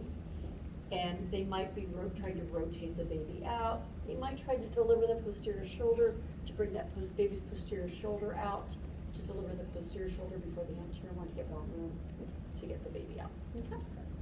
When the doctor is moving the baby, our fingers, like, do you go inside of the vagina at that point? Yes, on either side of the baby and rotate the baby. It can be an emergency, and if we are unable to get the baby out through maneuvers this way, it is possible to do something called a Zampanelli maneuver, whereby we actually take the baby's head and push the baby's head back in, and do a cesarean from above. Yeah. So if the baby's head is out, we've got kind of an emergency situation here. If the shoulders are stuck, we get that shoulder like this. Then I may need to the provider may be rotating, but that's why we're doing suprapubic pressure on the outside, and the provider will be rotating the shoulders to the oblique, and in the effort to get that shoulder out. Okay. Another thing that sometimes people will do, there is such a thing as a bed dystocia. Bed, and I do mean the bed. So see how this table, it keeps the shoulder from coming under the symphysis. The baby doesn't have room for the head to drop down. And so there is such a thing as a bed dystocia, where the bed gets in the way. And that's why we have these little edges, little seats. You don't have to take the entire bottom off the bed. If you have to do a nurse delivery, don't take off the entire bottom. If you accidentally fumble, you don't want the baby to drop. You don't want to drop the baby. And they are slippery. And so, but you do want to lower the seats so you have room to deliver the shoulders. there is such a thing as something called a Gaskin maneuver, where we get the patient on their hands and knees, and that then gives us room to get the shoulders out too. And that's called a so hands and knees might also be tried if we think we have more of a bed dystocia. Okay. So there are some shoulder dystocias are relatively rare, but they can happen, and maneuvers are needed. So, yeah. My first real shoulder dystocia, where my career flashed in front of my eyes, was a patient who had 2 prior cesareans and was having a toe lag. And I delivered a baby that weighed 2 ounces more than her second C-section. So 2 ounces more than other the babies that she had C-sections for. Sure. And I was feeling bad for her. She didn't have an epidural or anything, but the shoulder had delivered, and the baby did what's called a turtle sign. The head delivered, and then it pulled back against the perineum tight because the shoulder holding it. It's called turtle sign when they do that to her. See if we can have. Okay. And I just reached in. The nurse I was with, saw the look on my face, pulled back the knees, and started to do pressure. I rotated the shoulders, and the baby's shoulders rotated all the way out. They kind of delivered transverse. The pelvis actually had more room in the transverse diameter, and delivered him out transverse. Baby had 8-9 apgars, all was well. Did have a labial laceration, and I felt kind of bad repairing it. I did a local anesthetic repairing it, and as I was sitting there feeling kind of bad for my patient, I mean, the baby, we had an 8-9 apgar baby. We did great, right? We got this resolved in less than a minute, right? That whole drilling thing is really helpful practicing, remember how to handle conflict. By the way, in case of emergencies, your first step is stay calm. You know what to do. And I was literally taught that. Stay calm because you know what to do. So what floats in front of my brain? Stay calm. You know what to do. All right. Get the shoulders rotated, and the baby rotated all the way out. Anyway, as I'm doing this, the mother starts pushing on her belly, and she looks over at her mom, and she says, after a C-section, you can't even touch your tummy. She was happy. She was happy. She had the birth she wanted. She ended up, everything was okay. Yeah, so anyway, drilling yourself really works. There are maneuvers and things that we do, they do help, and they can work.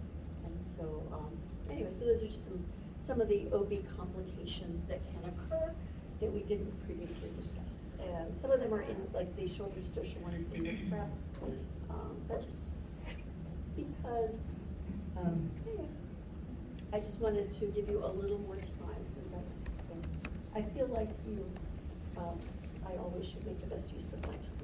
And we got ahead of ourselves, who knew? We got ahead. Any questions for me? Those are just a couple of random emergency OB stuff that I wanted to share, and you guys have done so awesome. Thank you. Yeah, you guys have done so awesome. You've been troopers through all of this, and I hope everybody has a wonderful first couple days of the trip. Wonderful shift. And they're checking off tomorrow.